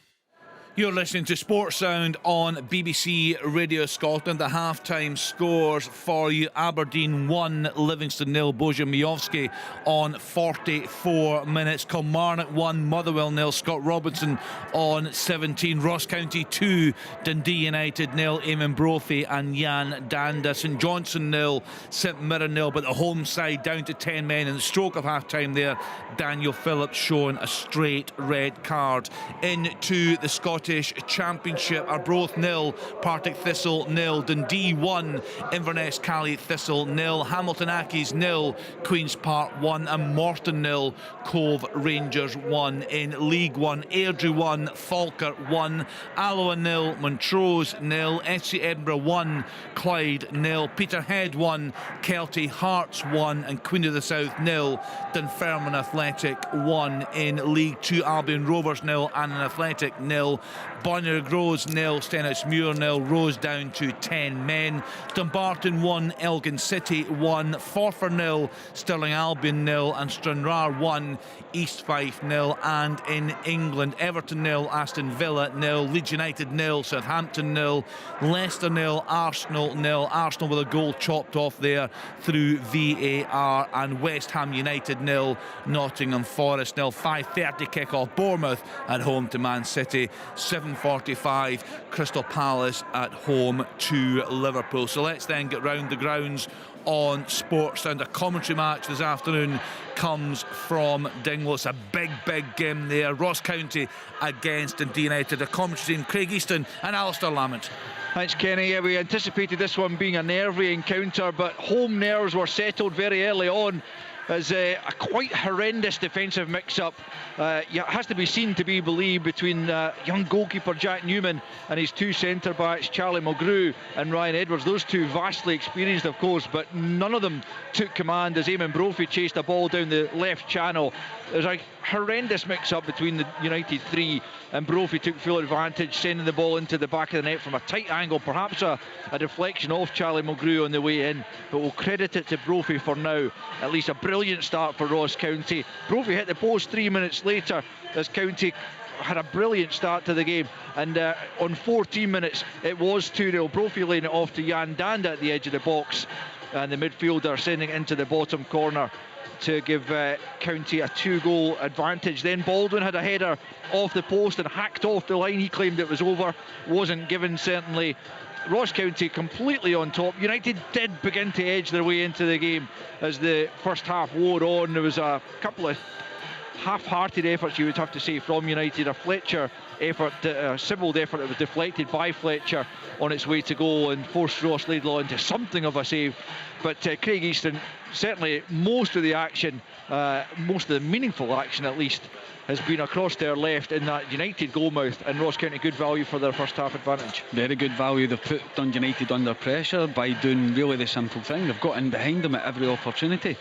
They've played the ball over the top. They've asked Dundee United centre halves and full backs to go and defend, and then they've been found wanting again. It was a calamitous error. You've got to think that you've got Charlie Mulgrew and Ryan Edwards take control of a situation. I do not know what Jack Newman's doing coming out there. He's a young goalkeeper. He's excited. He's wanting to make an impact. The ball's there for Charlie Mulgrew and Ryan Edwards to deal with. He has to come out. I think it was almost 25 yards when he comes out, and the three of them get in a mix-up. They get in a triangle. The ball lands at Eamon Brophy's feet and he finishes. And do you know what? Ross County haven't looked back from then. They've just asked Dundee United to defend all the time. They've put balls in behind them, and they've hit the post on 2 occasions as well as scoring another goal. They've been a better team in the final third. Dundee United haven't created much, and really they're in control of this game. If they keep it simple in the second half and they keep doing what they're doing, they look good for the 3 points here. They certainly do. It's a huge half-time team talk, you'd have to say, for Liam Fox, with the Dundee United owner Mark Ogren just a few yards away from us watching this one in the stands. At half-time in Dingwall, it's Ross County 2, Dundee United 0. Yeah, you just wonder if there's a big decision to be made by the owner there. Something's clearly got to change. They aren't going to change that playing squad. He was very clear during the week. He said the sporting director Tony Ashgart is here to stay. Liam Fox really struggling there, as at his side this afternoon. Ross County 2, Dundee United 0. Aberdeen have had their struggles this season, but they're going well at home to Livingston this afternoon. Willie Miller? Yeah, Kenny, and there's just been a lap of honour there from Frank McDougall. Just a magnificent striker, and the fans fully appreciating that Frank is here this afternoon. Obviously get his health issues just now, but he's turned up here. Quite emotional situation for him, but very greatly received by the fans. But as far as Aberdeen's concerned, yeah, a very tight game, but it's another exciting goal scorer, 17th of the season for Majowski, and he took it ever so well just before the half-time interval. Cross from the right-hand side, McDonald heads it back across the goal. Majowski just drifts into that area where he can't get picked up in between defenders and goalkeeper, and rifles it in to the roof of the net. To be perfectly honest, there hasn't been too much excitement. It's been a very close encounter. Aberdeen's had the better opportunities. I think possession has been still round about the 50-50, although since that goal went in, we had to play a number of minutes added on. Aberdeen have looked the more threatening side. They did have an opportunity when McCrory was through, but it was well defended from the visitors. Livingston themselves, although having plenty of possession, have created nothing in front of goal, really to mention. You know, they've had the ball in the Aberdeen box on a number of occasions, but you know, the defence is looking actually pretty solid with the two new central defenders, McDonald and Pollock, playing extremely well. So at half-time, Aberdeen fans are happy. It's 1-0 at half-time for Aberdeen in the game. In the second half, I think, you know, Livingston have still got an opportunity. They're not out of this game whatsoever. They've played extremely well in the first half. Looking forward to the second, but at half-time, 1-0 for the home side. Thanks, Willie. As things stand, the Dons into the top six, ahead of Livingston on goals scored. Both sides with a goal difference of -11, level on 35 points. So a 1-0 scoreline for the home side there at Pittodrie. That's the same scoreline at Rugby Park, Rory Loy? Yes, indeed. There's not been a whole lot of quality or clear-cut chances on display here, but any moments of quality have come from Kilmarnock, the home side. Motherwell, like I said, possession's ebbed and flowed at times, but Motherwell haven't made any use of it whatsoever. They're a shadow of the team that beat Hearts last Sunday, and I don't think Stuart Kettlewell can expect a much poorer performance in this second half, but he will be happy it's still 1-0, although Kilmarnock didn't create a bucket load of chances. They did create one in the 17th minute, and Scott Robinson obligingly took it. He swept home after a scramble in the box following a Polworth corner, which was headed by Joe Wright. Really good save, you must say, from Liam Kelly. I think there was questions asked as to whether he could have claimed it in the first place. He didn't. It fell to the feet eventually of Scott Robinson, and like every good striker does, or any good striker does, he tucked it home from 3 or 4 yards. Motherwell, I don't think, will be too downhearted. Stuart Kettlewell's first half, first poor display, I would say, or half of football since he joined. So I think if he can have a word with him, rejig things a little bit, I don't think they can play much poorer in the second half, and they will have a spell in this game, I believe, and Derek McInnes won't be sitting too happily on the touchline while it does remain 1-0. I still believe this could go either way, Kenny, but at half-time it is Kilmarnock 1, Motherwell 0. Interesting to see what the action Stuart Kettlewell gets from his players. We'll get a half-time scoreline from Alan Preston from the game in Perth in a minute's time, but there is again a choice of listening on BBC Radio Scotland for full commentary of Ross County against Dundee United. Tune to BBC Radio Scotland on digital, BBC Radio Scotland Extra on BBC Sounds, and 810 medium wave. And for open all mics, choose BBC Radio Scotland on BBC Sounds and 92 to 95 FM. Football from Sports Sound. Brilliant drop of the shoulder. What a goal! From BBC Radio Scotland. There's no substitute. Welcome back to Open All Mics. One half-time report to get from the top flight. It comes from the game in Perth. St Johnstone against St Mirren there for us, Alan Preston. St Johnstone 0, St Mirren 0, Kenny, and there was a chance of peace in the opening 5 minutes, and I thought, here we go, this will be a cracker, but it turned out to be a really poor 45 minutes from both sides. Stevie May had a shot in the first, had a hook over his shoulder in the first half. It fell to Nicky Clark, and his left foot shot just flew over the top of the crossbar. 6 minutes in, Small then had a shot just wide, but that was about it. until the 37th minute when Strain going down the right hand side for St Mirren tries to cross it to the back post, gets it wrong, but it's dipping in under the bar, and the keeper made a magnificent save in the St Johnstone goal. Then Montgomery ran 60 yards with the ball. Nice flighted cross to the back post. Stevie May with a header, but Carson with a wonderful save, diving full length to tip it over the bar. But in 44 minutes, St Johnstone were reduced to 10 men. Phillips controlled the ball, but then he went to a challenge with Ryan Flynn. The referee initially produced a yellow card, but after looking at VAR, he then produced a red. Craig Napier not happy with Callum Davis is not happy with Craig Napier at all. At the half-time score, St Johnstone 0, St Mirren 0. So St Johnstone 0, St Mirren 0, Ross County 2, Dundee United 0, Kilmarnock 1, Motherwell 0, Aberdeen 1, Livingston 0. Let's get into the Championship. The league leaders in control away at Hamilton Accies. Derek Ferguson. Yeah, at the moment, Kenny, the teams come out. Accies 0, Queen's Park 1. The first half was dominated for long spells by the visitors, albeit Accies did pass up a good chance.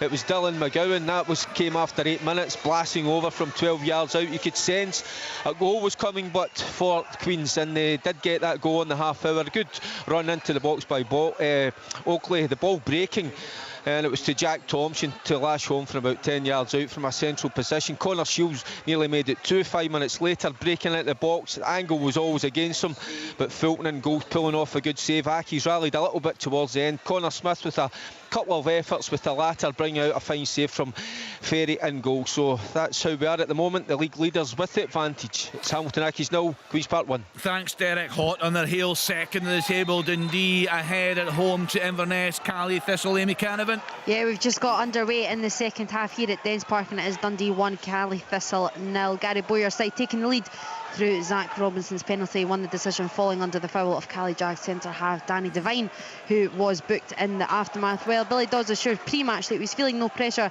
but in that first half he certainly cut a figure of a man under the spotlight. He was very, very unhappy with the penalty decision, voicing his annoyance to the fourth official, who then in turn ordered the referee over for a word with Billy himself. They had their chances before conceding. Cameron Harper's header forced a decent save from Adam Legston, but once the D took the lead, they were the more dominant without actually playing too well. There's been a real lack of quality in the affair. Robinson came close again, while Ryan Sweeney nodded a goal-bound effort, which actually more bounced off Mark Ridgers in the goal. He certainly had to be the more alert of the two keepers. Well, to be a fly on the wall of Billy Dodds' half-time team talk, though, wouldn't we have loved to have heard that? He's just making his way back out as well. He went through about 3 bottles of water in that first half, so I hope he's got plenty in his dugout. It is Dundee 1, Inverness Cali Thistle 0, and we're just underway in the second half. Yeah, it's been a struggle in the league for Doddsy, going well in the Scottish Cup. As we look at the live table, Brian McLaughlin, Arbroath are bottom there at home to Partick Thistle this afternoon. Yeah, it's not looking good, Kenny. We're 3 minutes into the second period. Still Arbroath 0, Partick Thistle 0. It was the Jags who started the game much brighter. Milne came close after a quarter of an hour. Good save by Gaston. And then Ross Docherty had a shot, also well saved. But you have to say Arbroath, they slowly crept themselves into the game, and just 5 minutes before the break, they had the best chance really. Now, a terrific effort by Elham Mahani, who forced the Thistle goalkeeper Jamie Snedden to dive low to his right hand post to push the ball just wide off the goal. The ball looked destined for the bottom corner, but it's been a poor game. It's cold, it's windy, it's Arbroath. It's Arbroath 0, Partick Thistle 0. Thanks to Brian McLaughlin there at Gayfield. Chick Young, a potential shock in the cards at Capello. Yeah, it's sunny.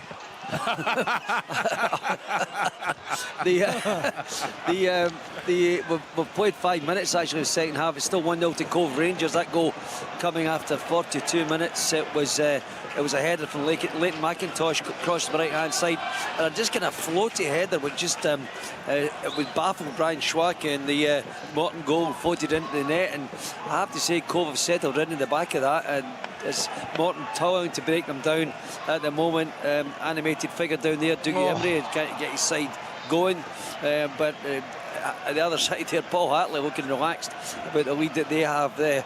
This is still getting anything could happen feel about the match, but at the moment it remains Morton 0, Cove Rangers 1. Big goal down in England. Arsenal have got a goal up away at Leicester City. Gabriel Martinelli on 46 minutes. A chance. Oh, what a chance it was for St Mirren. It's O'Hara. Tony Watt the right hand side, just floats it in the box. O'Hara hits it into the ground, didn't get a clean strike on it, just wide of the target. Should have scored. Should have been Queen's Park getting their second of the day. Kenny. Oh, what a touch, Scott Robinson. He's put Dodge through here. He's trying to cut across the defender. He goes down. Oh, Alan Muir waves play on. Be interested to see your take, but what a touch and what a pass from Scott Robinson. Yeah, Kenny, top quality. Yeah, Don Thomas, brilliant ball into the box, and Boateng, he's only 3-4 yards out. I don't know where the goalkeeper maybe just caught his eye, but he's got to score from there. Golden chance, they've missed to go 2-0. Oh, Asdale with a terrible touch at the other end, and Obika must do better. Sam Walker saves it and pushes it out, but Obika, big chance to draw Motherwell level. It's all action here in the second half. Then I had a look at that one, Leanne. It was outside the box clearly, but it did look a last man challenge. What about the touch and the pass? A replay just to see it back. I think it was Dan Casey that came together with Christian Doidge, but it just shows you Rory straight up the other end, and Ibika's get a chance to go and draw them level. Dunfermline have gone 2-0 away at Coona of the South. Kyle Benedictus with a second there on 47 minutes. Stranraer also now with a 2-0 lead at home to East Fife. James Hilton on 49 minutes. Leanne's up and a look now. We mentioned earlier on Alan's off to a fancy dress party tonight. He's dressing up as a cowboy. Tam Cowan has sent me through some cowboy jokes. I think there may be one. That I can read out. I'm not sure it's that good. Cowboy known as the Tissue Paper Kid. He wore a tissue paper hat, a tissue paper shirt, and tissue paper chaps. He was a rustler. Yes, he was done for rustling. Well done. That's the only one I could read out, to be honest. Any reaction? Send them on, Thomas. Any reaction? Off the line. Yeah, Nubly. Big chance for Livingston. They've started in fire in the second half. And it is McDonald, Angus McDonald at the back post. Goalkeeper beaten as Nubly drifted towards the left-hand side. Got it onto his right foot, trying to curl it into the far post. Beat the goalkeeper, but the central defender was there to head it off the line. Rory had a look back at that one. I think Dan Casey does really well. Not enough contact between himself and Doidge. Chance, Stephen. Yeah, almost 3-0 up here in Dingwall. Jack Baldwin's got a mammoth long throw in. I mean, he can throw it from the side of the pitch. It's landed almost in the middle of the 6-yard box. I think it's Ryan Edwards goes to clear it with his left foot. He miskicks it. Jack Newman and goalkeeper is beat. It just drifts past the post. But County have started the second half in a really strong vein of form. They're driving towards the United goal. Malcolm McKay have said, get the third goal and the game's dead. I'm just going to say that, Steve. He'll be 11 to all 3 points in this game. They've totally and utterly dominated this match. Exactly, but I think they have played. It's almost 3-0 that side. Short corner, great imagination down this right hand side. George Harmon to the edge of the box. I think it's Gwyn Edwards, gets the ball on his right foot. It looks as if he's just going to dip it into the the top left hand corner, and Newman has to make a smart save over the crossbar. But Kenny, you're spot on, but I think Ross County have actually played well here at times this season and haven't picked up the points. So the message will be, we've been here before, yes, we're in front, don't allow the Dundee United to get back into the game, manage it well. The shock is on again in League 2. The Leaguers Dumbarton are 2-1 down away to Elgin City. Home to Elgin City. Russell Dingwall with the goal in 50 minutes. Check. It's 3-0! Oh my goodness. That's it, Leanne. Honestly, watch this. It ricochets about, I'm saying 5 times. It could easily be 5 times. And do you know what? The referee's assistant just put his flag up for offside. It was just chaos in that 18-yard box, and I think it was George Harmon had the shot eventually. Newman saved it. Jordan White put it in, but offside. Actually, one of the initial save from Newman looked to me like there would have been questions whether it was over the line or not. But I just wonder how many times today, Craigs, we're going to hear you saying it's nearly 3-0. If it hadn't hit the final player there, I know, it should have scored. Craigs is right. The amount of ricochets in that box. Yeah, Sybil again is on the line just now. Just one player behind the goal. You know what, Leanne? I just listened to Stephen there, and Brian in the first half saying he was speaking to Ryan Edwards and the light Liam Fox. Doesn't seem to be they're trying for him, Brian. No. It's all right saying that. Talk's the cheapest thing in the world. See if you care about all the time, don't put in a performance. Yeah. Put a performance in if you care about the guy. Well, they've shown nothing. Doug Emery's an angry man here. He's just made a treble substitution. He's taken off Ringatiello, Tongo and McGrattan, put on Robbie Muirhead, Calvin Miller and Ali Crawford for his Morton debut, and there's an instant energy now about Morton as they try to get back into this game. Remember, they trailed Cove Rangers by a goal to 0. They're still looking at that one, aren't they? I think it's really, really tight, that one in Dingwall, isn't it? And the fact that they're delaying this length of time, Kenny, would make you think that you know, it's not clear obvious. They're obviously struggling to come up with a reason to disallow the goal. So you would think then it would be edging towards the favour of Ross County. I don't want to tempt fate early on. I've got my line ready for Leanne. I've said it's been almost 3-0 a few times. It could be 3-0 in the next 20 seconds if Steve McLean points towards that centre spot. It's 2-0 for FC Edinburgh. Stephen Warnock in 51 minutes. Edinburgh 2, Clyde 0. Airdrie 1, Falkirk 2, Kai Kennedy. Falkirk coming from behind there. Kai Kennedy on 51 minutes. We still Alloa 1-0 up at Oldham throws. Adam King on 52. Still we wait in Dingwall. Malky Mackay's got a big smile on his face there. He's standing with his hands in his pockets. The players are waiting. We're waiting. And this would absolutely kill it off. We're seeing a replay here. My goodness, Leanne, it's tight. It is. It's really tight. And I don't have the VAR lines to draw on it, so we'll wait for the decision. But see, when you're working in millimetres, you know, we should be trying to... It's as if we're trying to find ways not to give goals. I know. Well, do you know what I mean? There's no excuse to Ezra Crack for not being accurate with all sides. I know, no matter if it's tight, but we've got to get that right. Yeah, no, there's no excuse. There's no excuse. If it does take a little bit longer, you need to arrive at the correct decision. So Steve McLean, hand on his ear, the other hand outstretched, telling the players just to hold on a minute. We can see that anxious looks in the Ross County players' faces in their way. Malky Mackay in the touchline there. Dave Bowman just opposite him. Leanne, you're going to call this one? I'll give it to Craig, surely. Yeah, well, I've no idea what's going on. Well, I can't see the pictures. That's some amount of time, everybody in this stadium, just in general, Stephen? Yeah, totally in general. I can just say everyone in this stadium is just looking at Steve McLean. It's taken an awful long time, though, Crags, isn't it, for fans inside the stadium, Alan for the players. This has been a bugbear of viewers, hasn't it? The experience for the fans in the ground. This drives me mental. Honestly, it drives me mental. I know we want to get the right decision, but they've got to speed it up. Especially when it's live. Can I just say, it's absolute drama in the stadium. I have to say that the Ross County fans are making offside. All that for offside. Still 2-0. You got your moment, though. There wasn't much drama in the end. He just stuck his hand up dead casually and walked off as if, well, that's fine. There's been a goal at Dens Park, and it's for Inverness Cali Thistle. Cameron Harper's effort took a wicked deflection. I'm unsure which player it's actually came off, because it's insane. It's going nowhere. There's a flare now on the park as well from the Cali Thistle fans, but yeah, Cameron Harper's effort has somehow managed to divert. There is no chance for Adam Legdon's. It's really, really unfortunate for the Dundee goalkeeper, actually. It might be off Ryan Sweeney, but it's just one of those crazy sort of moments. But no matter what, Billy Dodds and his players will not care, and it's Dundee 1, Inverness Cali Thistle 1. Yeah, big moment, Alan. Good ball. Yeah, good ball in from Halberg. It's straight right, gets inside his man. It's a diving header, but I think Small gets back just to defend in the right nick of time, away for a corner to St Johnstone. You know what, St Johnstone have started the game really well second half, considering they're down to 10 men. St Mirren will feel this is a lost opportunity if they don't get all 3 points. What's happening, Rory, at Rugby almost Park? An opener here. All right, on you go, Brian. Sorry, Kenny. Yeah, almost an opener here for our brother. The ball played in from the right-hand side. El Mani at the back post just nodded over. Right, goal somewhere. Yeah, it's for the league leaders. Got their second. It was a good work again from Don Thomas. He's been impressive this afternoon. He finds Shields away down that right-hand side. There's a little nick on the cross. Takes it away to the back post area.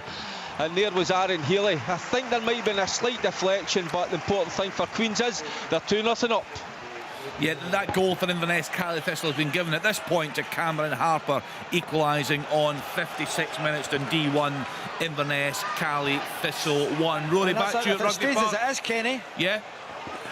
Sorry, Kenny. If it stays as it is, Queen's Park extending the lead. What a fairy tale that would be. They've been impressive biscuits this afternoon, right from the off. They've been really good in possession of the ball. I mean, I think they lost Simon Murray as well. If they win that week, Kenny, I think you'll find them will be playing back at Hampden next season. You think so, Chick? Not lesser Hampden. Yeah. Ken, I was actually there. I was there the other day at Hampden, and there's only one stand ready in Lesser Hampden, so it wouldn't be fit to host any Premiership football. So Chick's right. I think it would be back at Hampden Park. It is a terrific Remember, they'll story. have 2 visits from Rangers and 2 visits from Celtic at least. Yeah, I mean, it's a fantastic story, Chick, isn't it? I mean, the rise there, the investment in that club, it's a terrific story. They've got a great man as well, haven't they? Indeed they do, and if only the administration could get right, they might still be in the Scottish Cup. Absolutely. But I think you've got to say, although you say, Kenny, the investment in the club, the investment's in the infrastructure, really. They're not spending big, signing on fees or wages or, going to buy players. It's not the case. They've went out and they've been very prudent in the transfer market. The players have brought in, as you rightly said, they've got a good manager in there as well. Group of young players along with some experience. And even when you think they've let their top goal scorer Simon Murray go in the last window, it's incredible. They're still maintaining at the top of the league. Spot on, Alan, because is it a 50-year lease they've got at the training facility that they're developing? Yeah, another big chance here for Rochelle Baldy with an effort from 20 yards out. Again, saved though by Jamie Snedden, this time parrying the ball onto the post and then cleared away. But Arbroath now really pushing hard for what would possibly be a winner here against Partick Thistle, who in the first half certainly dominated proceedings but just couldn't find a way through. But it's completely opposite in the second half. It's been all Arbroath so far. Yeah, just looking at any other score lines coming through in Scotland. Kenny, how many times have Airdrie won a league this season? I seem to every week listen to you, they're ahead in games and then they get caught. Well, there's that Dunfermline. That's incredible. Dunfermline won a few weeks ago. 3-0 up. Incredible. Yeah, that was an amazing game. 3-0 up. Just looking at some score lines coming through down in England. Forest Green, Duncan Ferguson, of course, they've equalised at home to Lincoln City. Alan, what was he like as a former teammate? Brilliant, mad as a brush, absolutely magnificent. Would you like to see him managing up here? Would you like to see him in Scotland? He would add something, wouldn't he? Yeah, I think he's a terrific character, and wears his heart on his sleeve. Duncan, just a really nice guy as well. People have got the wrong side of him, thinking he is tough, don't get me wrong, he's a big hard lad, but he's a very, very good football man. When Ancelotti wants to take you with him when he leaves Everton, that tells you all about Duncan. Did you play against him, Willie? You're throwing that one. I would go and have to look at the records, to be perfectly honest. I'm just looking now. So Dundee United 90 to 93 for Duncan Ferguson. No, just missed him. Yeah. Well, he was taking his pension by then. Steady on his third testimonial by then. That's the one. I'm still waiting on it, Alan. You're the only person I know that's had two. Yeah, well, I'm a special person. You wouldn't very special. Biscuits, you wouldn't break into this house, would you? Big Dunk. See that story? Oh, crazy. No. Imagine being confronted with the big BBC. BBC Sounds is a brilliant podcast with Tony Bellew interviewing Duncan for an hour. Really it's magnificent. Good. Interesting to hear him speaking about the Scotland stuff for the first time. Really, I've heard him speaking about his regrets around that. Yeah, I mean, and all the things that happened. I remember when after the Estonia game. Leanne, guess what? Is it 3-0? It's 3-0! It's on the left-hand side. Brophy and Jordan White once again link it up. The ball gets put up to Jordan White. He dummies it. Eamon Brophy runs down the left-hand side. He fires the ball. I'm talking proper fires the ball in with his left foot.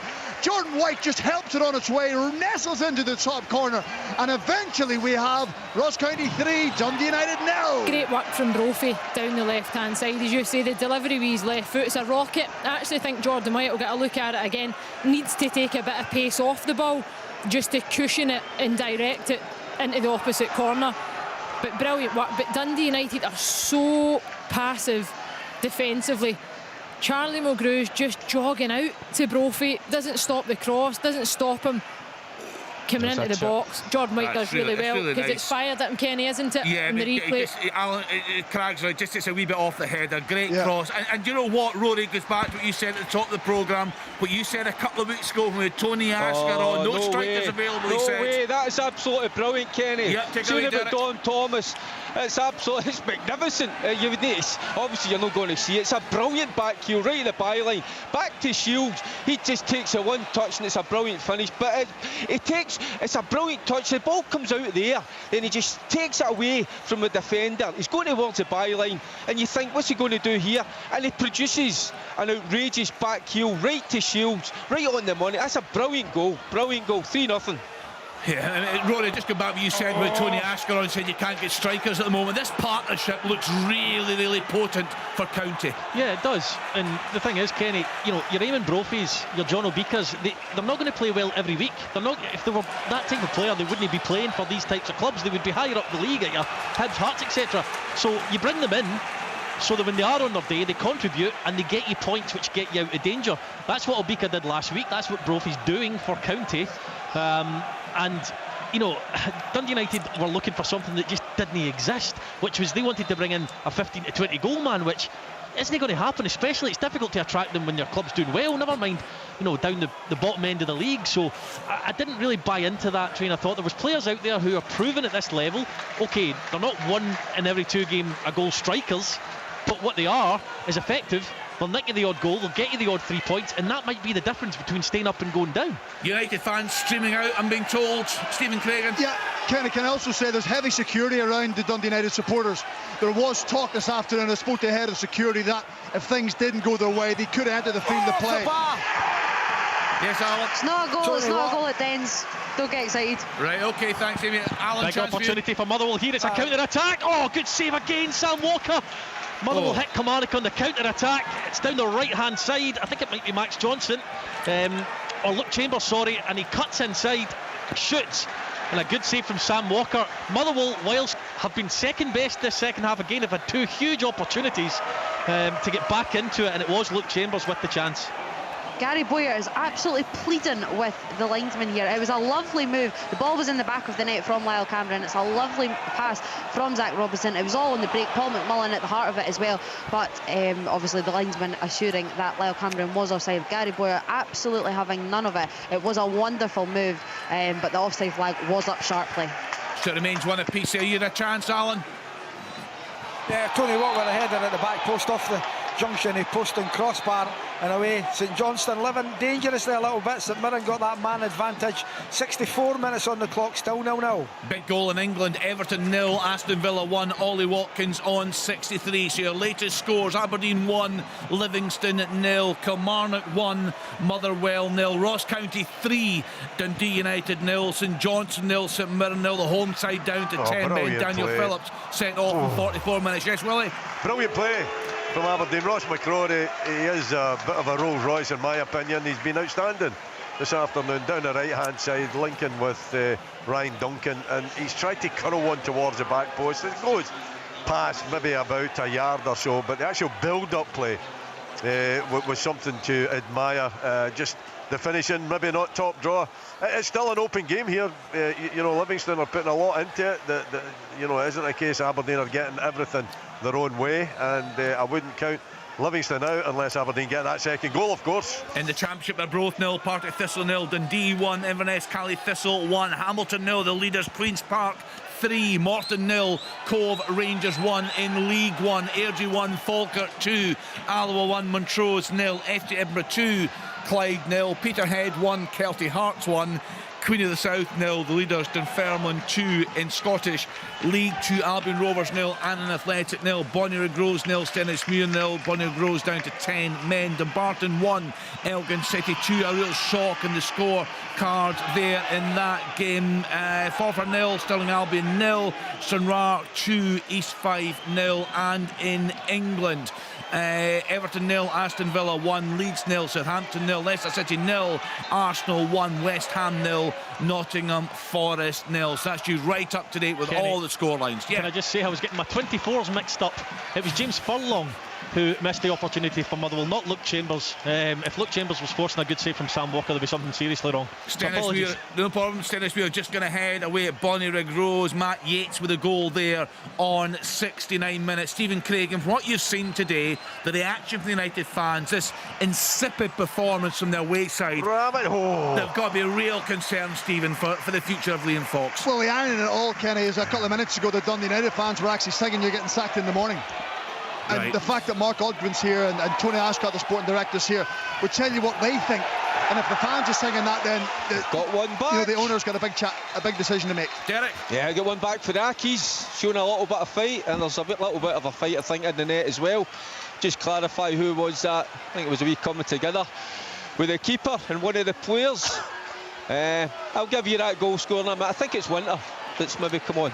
Good so he stuff, has his Derek. sub. I mean, we've spoken before about this, Will. We had a chat earlier in the programme, you know, about managers paying the price. But these players, just the same when we discussed these amazing scenes a few weeks ago at Easter Road when Jim Goodwin lost his job, they've got a lot to answer for, these Dundee United players. Guys like Charlie Mulgrew, hugely experienced, been Specs are on dreadful. now. Zanata's got the goal, Kenny. Sorry about Thanks, that. Derek. Willie.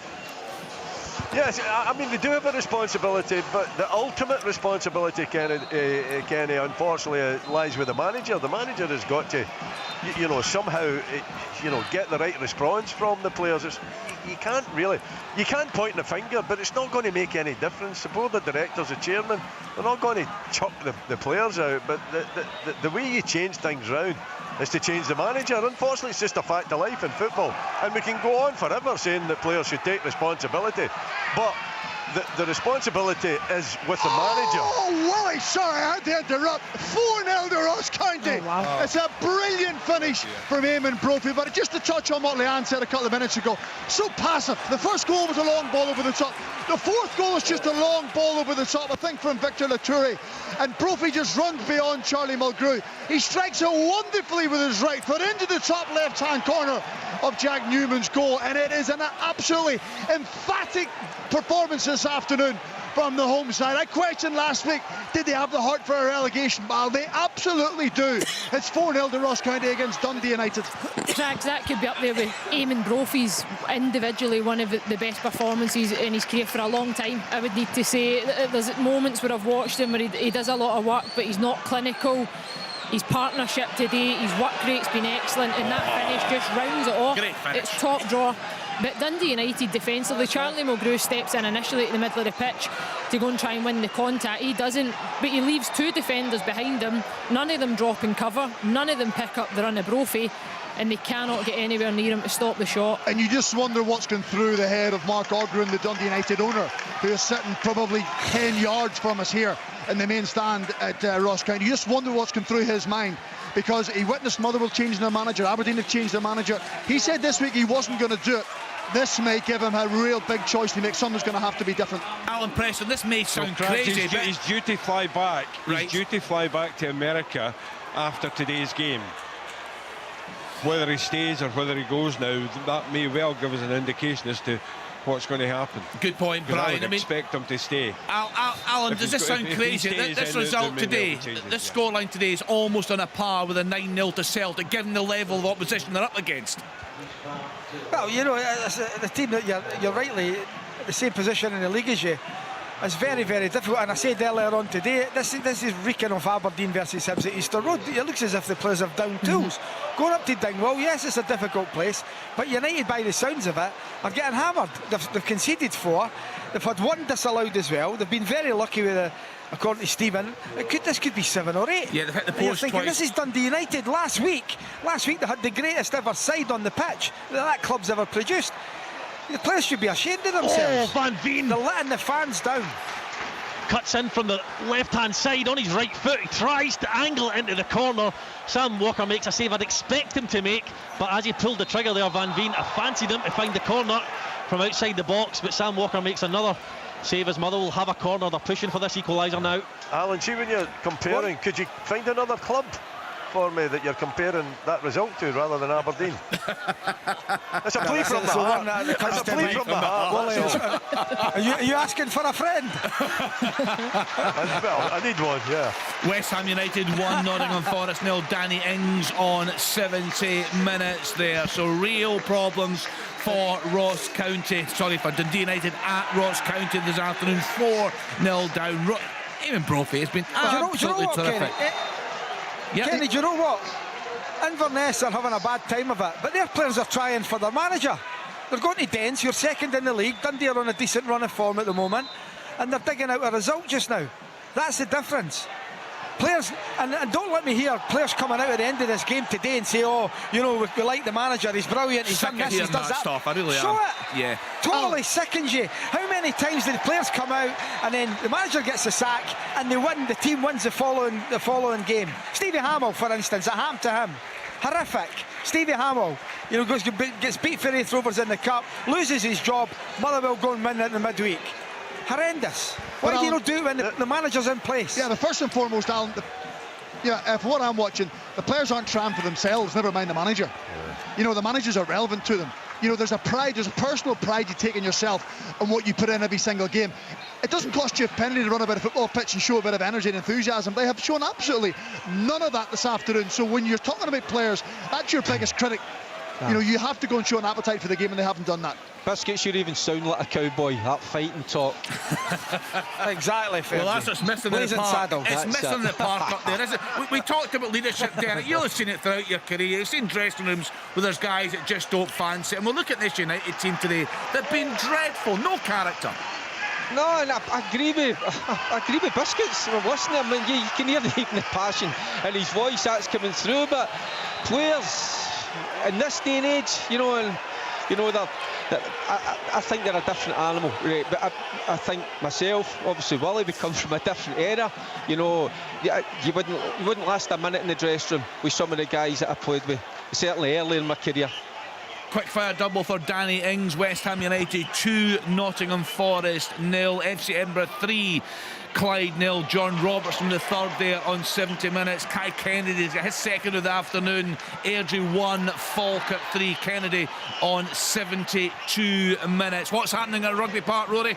Kilmarnock were on the attack down the left-hand side again. It has swung from end to end at times this game. Just Kilmarnock seem to have more control of the game. They seem to have an identity. Scott Robinson's making these runs into the channel. It's causing the back three of Motherwell all sorts of problems. At times the run backs are too high, and the space is getting exploited by Robinson. Like I said, he's doing well with Doidge, but really impressed with Robinson. He's ran his socks off today. I'd be surprised if he lasted 90 minutes. Motherwell look dangerous at times on the counter-attack. Not seen enough of them. I still believe there's a goal or two in this game. I really do. You get a wee feel for it at times. There's enough chances being created, but at the moment it's Kilmarnock who are on the right side of a 1-0 scoreline. What chance of goal in McDermott Park, Alan Preston? I think they're struggling. I said it before the game. It's, St Mirren will feel with a man advantage for so long, 45 minutes in the whole second half, that they should have enough. But they've always struggled away from home this season. St Johnstone are digging it out. They're defending well. It's a really tight game. St Johnstone have got a free kick on the right on a rare attack, a rare venture into the St Mirren box. St Mirren have had a lot of possession but not really created much with it. Still 0-0 with 75 on the clock. Aberdeen ahead, Willie Miller. But what's your assessment of the performance this afternoon? Zach Rudden has just come off the bench. And it's a header. He won the free kick wide on the right. It's a brilliant ball in for Dre Wright. And his flick header goes in off the far post. Unbelievable stuff. St Johnstone wants it, but now. Huge celebrations there. Massive. But I'm not too sure he means to put it into the net, Alan, if I'm being honest. It's on the delivery. I think he tries to certainly direct it towards goal. Whether he believes that it's going to nestle in the top corner or not, I'm unsure. But that's how you make an impact as a substitution coming on. 4-1. Yep. Great goal. Yeah. Yes, Kenny, 4-1. There they go again. They've been brilliant this afternoon. So they're like absolutely brilliant. It's Connor Shields. Oh, penalty. What a penalty as well. Right, penalty. Yeah, Morton have a penalty. Calvin Miller brought down in the box. Great run inside. Talon challenge come in, and Cove Rangers have given away a penalty, leading by a goal to nil. Miller, a great run. Right away I thought that's going to be a penalty kick. The referee, Stevie Kittling, points to the spot, and it's going to be an opportunity for Robbie Muirhead. St Johnstone after Daniel Phillips was... Oh, so I think it was Martin Dowden we're hearing in the background there, doing his report. Here's a penalty, yep. Kenny. It's going to be Robbie Muirhead to put Morton level, left-footed, big run up, takes it. Oh, it's gone! It hit the crossbar, came down, hit the goalkeeper, and went into the net. That is probably going to go down as an own goal. But Muirhead hit the penalty against the bar, hit the goalie, Scott Fox, and back into the net. But it is Morton 1, Cove Rangers 1. Yeah, so for Paul Hartley and Cove Rangers. West Ham United cruising at home to Nottingham Forest. Declan Rice to the third there on 78 minutes. A big goal at Ellen Road. Junior Firpo scored for Leeds United on 77. They lead Southampton by 1-0. Confirmation coming through of that goal from Connor Shields. Hamilton Accies 1, Queen's Park 4. The league leaders cruising, looking at the live table with Dundee drawing at the moment would see Queen's Park a couple of points ahead there at the top of the table. So let's get to Willie. Willie, I was talking about, obviously, the home fans delighted to be ahead, but what about the performance this afternoon? It's okay, Kenny. It's not outstanding. They've been the more threatening side in terms of creating chances. Duke has been, electric down the left-hand side and causing Livingston problems whenever they, send too many players forward. They've got the goal, obviously, but I think generally, if they win the game and it finishes 1-0, they'll have deserved their victory. But it's been a close fought one if it does in fact go that way. Livingston have never been out it, and obviously at 1-0 they're still not out it if they can conjure something up in the last 15 minutes or so. But it's been an okay performance. But their home performances, as I've said many occasions, have been pretty decent this season. So I don't think it's too much that you should be shouting from the roof tops from. I think their away performances are the ones that have got to change. So the score lines as things stand: Aberdeen 1, Livingston 0, Kilmarnock 1, Motherwell 0, Ross County 4, Dundee United 0, St Johnstone 1, 10-man St Johnstone 1, St Mirren 0. In the Championship this afternoon, Arbroath 0, Partick Thistle 0, Dundee 1, Inverness Cally Thistle 1, Hamilton Accies 1, Queen's Park 4, Morton 1, Cove Rangers 1. Chip bringing us news there of that equaliser in League One. Airdrie 1, Falkirk 3, Alloa 1, Montrose 0, FC Edinburgh 3, Clyde 0, Clyde down to 10 men, Peterhead 1, Kelty Hearts 1, Queen of the South 0, Dunfermline 2, and in Scottish League 2, Albion Rovers 0, Annan Athletic 0, Bonnyrigg Rose 0, Dennismuir 1, Bonnyrigg Rose down to 10 men, Dumbarton 1, Elgin City 2, Forfar 0, Stirling Albion 0, Stranraer 2, East Fife 0, and in England, Everton 0, Aston Villa 1, Leeds United 1, Southampton 0, Leicester City 0, Arsenal 1, West Ham United 3, Nottingham Forest 0. Just try, if you can, Stephen, just to describe the atmosphere, what it's like being at that game with this incredible scoreline in Dingwall. Well, I have to say, first and foremost, I think there was 1,000 Dundee United fans at the game. There's certainly not 1,000 left now, Kenny, which, some have drifted off, jumped on their buses, but the home fans are absolutely loving this. It's been a tough season, it's been challenging. That would now be 7 points out of the last 9 here in Dingwall, which gives them great encouragement moving forward. And I have to say, 4-0 doesn't flatter them. It could easily, Alan said, it could easily have been 5 or 6. They've hit the post twice. Newman's had a couple of saves. They've missed opportunities when they went through. So, if this is the level of performance that Malcolm Mackay can get from his players in a one-off game, if he can do it over the next 6 or 7 games, then absolutely staying away from trouble should be in their mindset. But Dundee United are in all sorts of trouble. I just wonder where Liam Fox goes from here. And I hate saying it because you don't want people to lose their jobs, but you just think there's been so inept of a performance, you think you can't come back from this. And the sporting directors here, the owners here, they must see it with their own eyes. Something needs to change. You can't just drift towards relegation and think, I wish we'd done something about it. They've still got, 12 games to go after this, so I wouldn't be surprised if something happens in the next 24 or 48 hours, if not before that. Yeah, we'll keep an eye on that. We've got messages out on that chip right. It was down as an own goal, a Scott Fox own goal. That equaliser for Morton. Also an own goal in the English Championship. Ryan Porteous has put the ball into his own net. Sheffield United 1, Watford 0. That's you up to date with the Another latest save by score. Sam Walker there. Yep. Substitutes for Motherwell making an immediate impact. O'Donnell came on, and so did Jack Aitchison. O'Donnell won the ball, popped it out to Aitchison. Goal! It's another goal for Morton. They may have snatched this. Real free kick, housted into the 6-yard box. Oakley was up there, it fell, and it was Robbie Crawford who knocked the ball over the line. The Morton fans behind the goal are going wild. Morton may have snatched all 3 points. Scott Fox was yellow carded a minute ago for time wasting. Now he's flat out in his box, and it's Morton who have taken a lead. It's Morton 2, Cove Rangers 1. Yeah, Morton right in the midst for the playoff places there in the Championship. It's all very, very tight between Ayr United, Morton, Partick Thistle, Raith Rovers.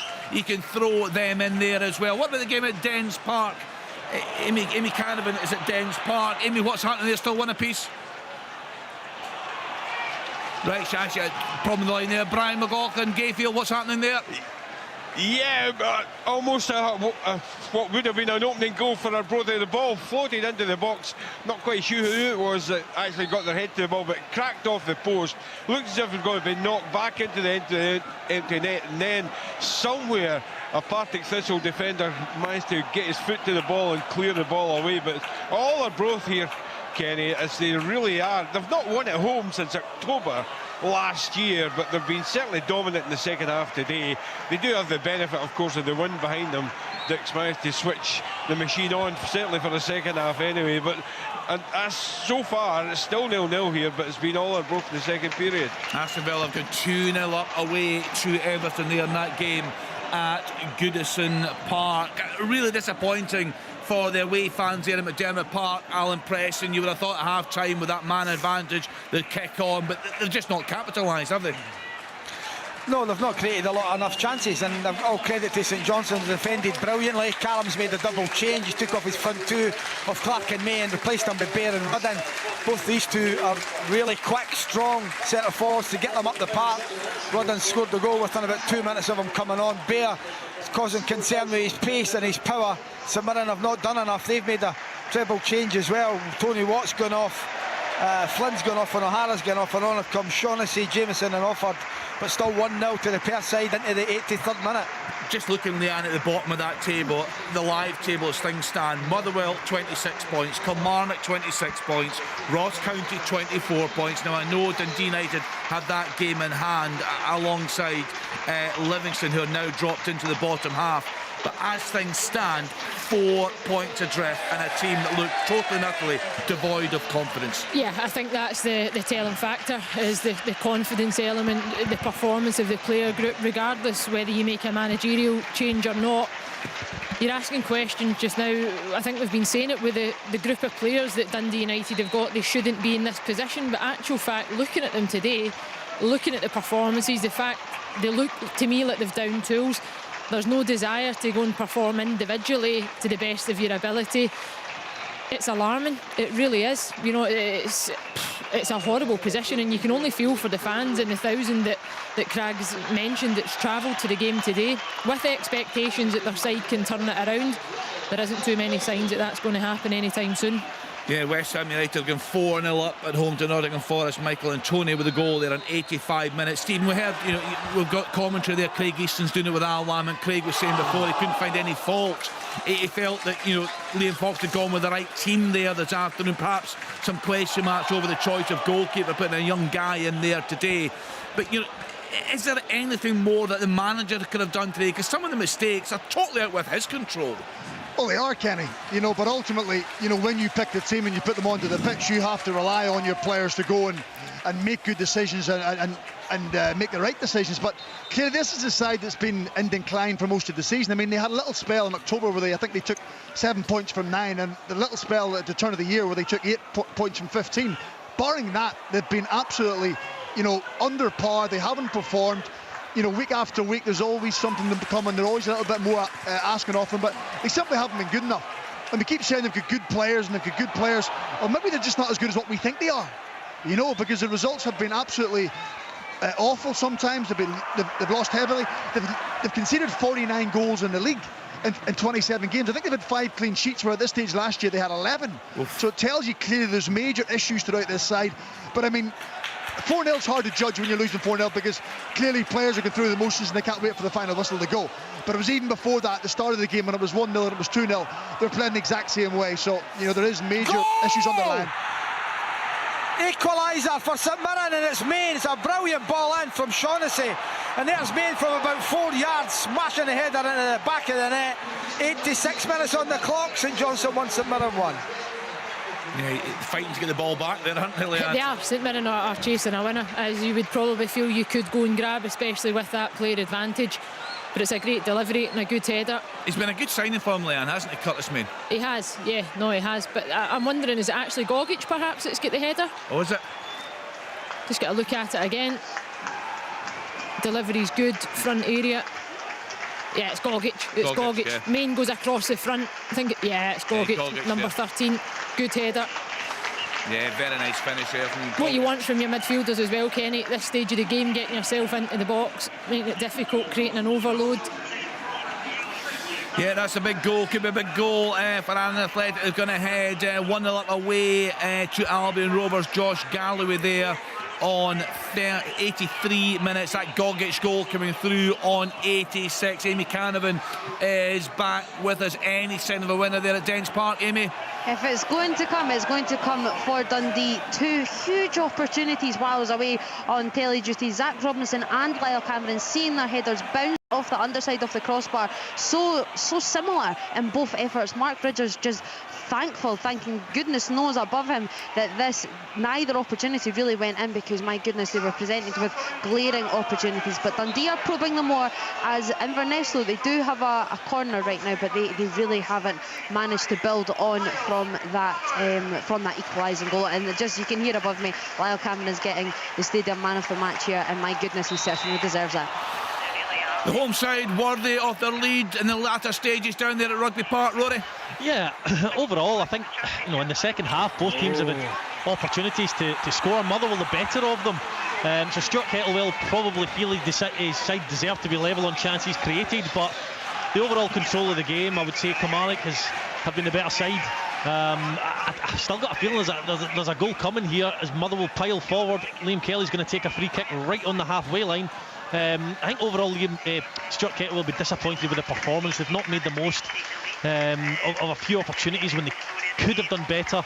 I think McInnes, on the other hand, will feel they've had a degree of control. It's a chance! Oh my goodness, he's missed it. Stephen O'Donnell, who's up the pitch. Fantastic opportunity. It's a great save again by Sam Walker. He's got to score, in my opinion. I know he's a right back. It's a great chance, Leanne.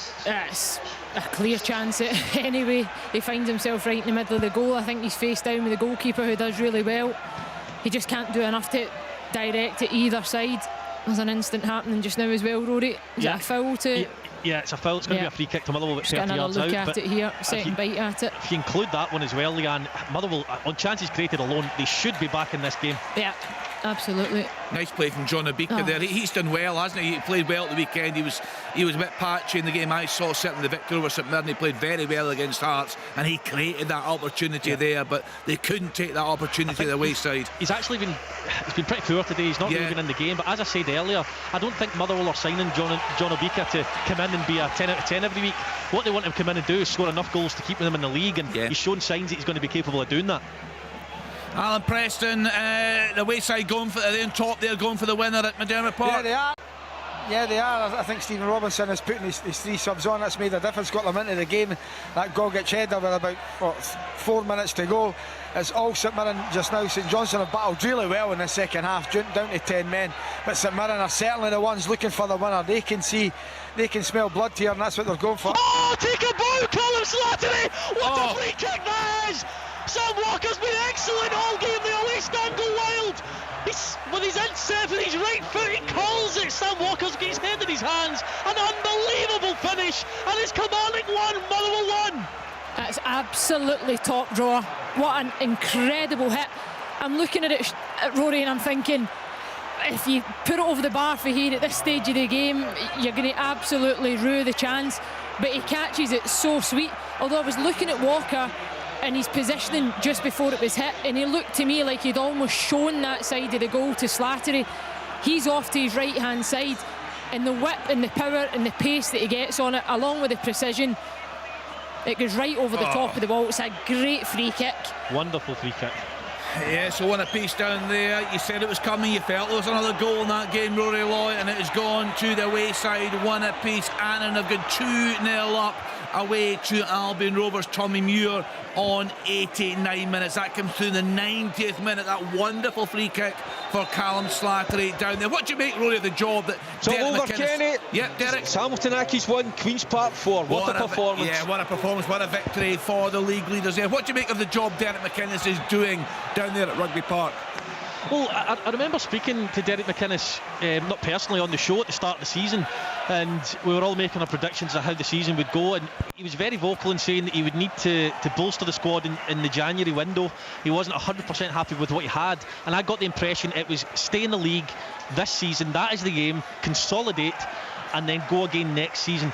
They're on course to do that. Obviously they didn't want that equaliser to come along there, but I genuinely think that he's doing a good job, and if Kilmarnock stay in the division at the first time of asking, Derek McInnes's job will be done for the season. Yeah, the concern, of course, Leanne is Big victory, Kenny, for Morton. Right, yeah, full time at Capello. It's a big win for Morton. They have turned it around and beaten Cove Rangers by 2-1. Yeah, really sore for Cove Rangers. Leighton McIntosh putting ahead on 42 minutes. A Scott Fox own goal on 80, and Robbie Crawford with the winner there on 85 minutes. Morton very much in the mix for the playoff spots. Cove Rangers in danger of being dragged into a relegation battle down there at the bottom. Another full-time score, and Peterhead 1, Kelty Hearts 1, as Chick was saying. Morton 2, Cove Rangers 1. Brian bringing us the goal. The draw from Gayfield at Broth 0, Partick Thistle 0. Chris Doolan not been able to follow up in a terrific opening win last weekend for Partick Thistle. Looking at the live table there, Thistle remain just outside the playoff spots. That's on goal difference, level on points with Morton, who are in fourth spot. Yep, there's a shot for Gogic at the edge of the box. We're into added on time. Gogic just doesn't get enough on it. Scuffs the shot.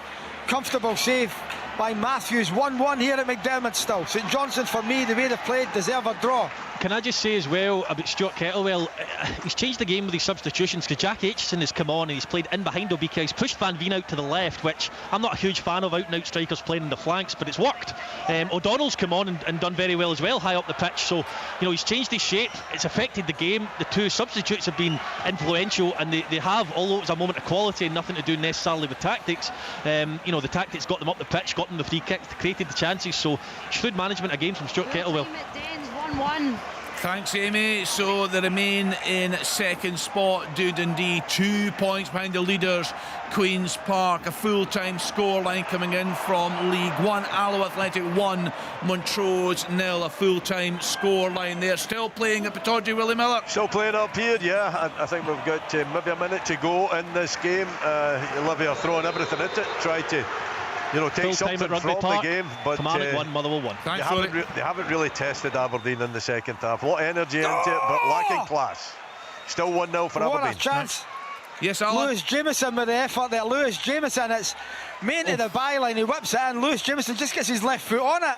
Don't know if he means it. The ball lands on the roof of the net. Almost there. 1-1.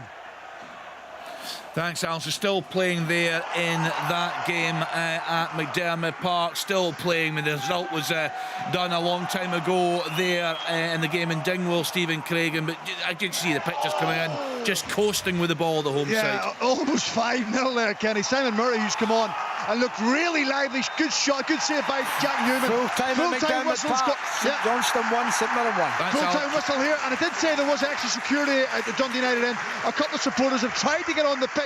They've just been ejected from the stadium. 5-0 here, 4-0 here to the home side. It's full-time at Pittodrie as well, Kenny. Aberdeen won at 1-0, going to 6th place and chasing Hearts in 3rd.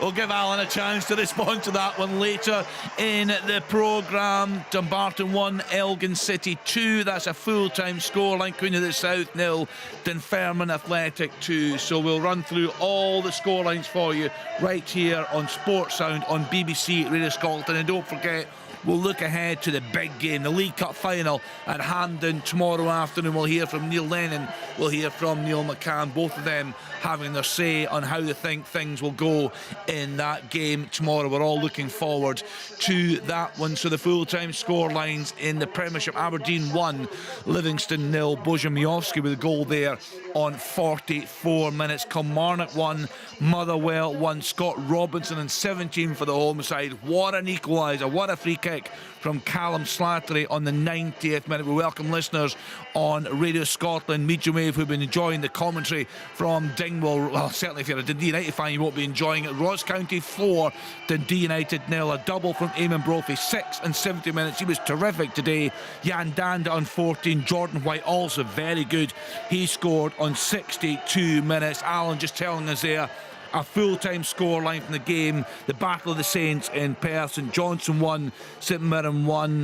Daniel Phillips sent off for the home side in the stroke of half-time. Despite that, they did go ahead. Zach Rudden on 75 minutes, but Gogic with a header equalised on 86 minutes. They almost grabbed a winner, St Mirren. The ball finding the roof of the net deep into stoppage time there in the Scottish Championship today. Arbroath 0, Partick Thistle 0, Dundee 1, Inverness Cally Thistle 1. Zach Robinson with a penalty for the home side on 13 minutes. Cameron Harper with the equaliser there on 56 minutes. Hamilton Accies 1, Queen's Park the leaders 4. Jack Thompson on 30, Aaron Healy on 57. A double for Connor Shields. Dario Zanata with the consolation goal for the Accies. They have been on a decent run of form, and Morton, what a victory from them, coming from behind at home to Cove Rangers. Leighton McIntosh with a goal, the opener for the away side on 42 minutes. A Scott Fox own goal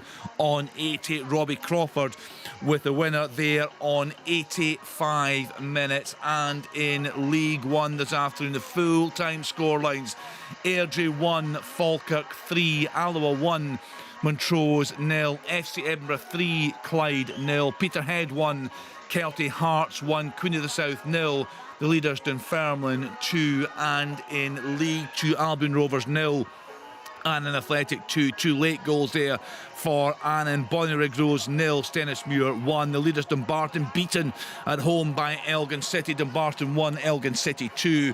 Forfar 0, Stirling Albion 0, Stranraer 2, East Fife 0. And in England this afternoon, Everton 0, Aston Villa 2, Leeds United 1, Southampton 0, Leicester City 0, Arsenal 1, West Ham United 4, Nottingham Forest 0, and 5:30 kick-off, Bournemouth against Manchester City, and 7:45 it is Crystal Palace against Liverpool. No doubt, Leanne, the story in the last hour is going to be about Dundee United, with Tony Ashgar, the sporting director, on the programme 2 weeks ago. I thought he spoke very well. Fair play to Tony Ashgar for coming on that week. It wasn't easy. The United fans got in touch in their hundreds of thousands. So many got in touch, not happy. The AGM this week, they asked to get one question, the Supporters Trust. They weren't happy with the answer. The answer was around the question based on Tony Ashgar's position. The owner, Mark Ogren, said, he's my man, nothing is changing. Mark Ogren then did a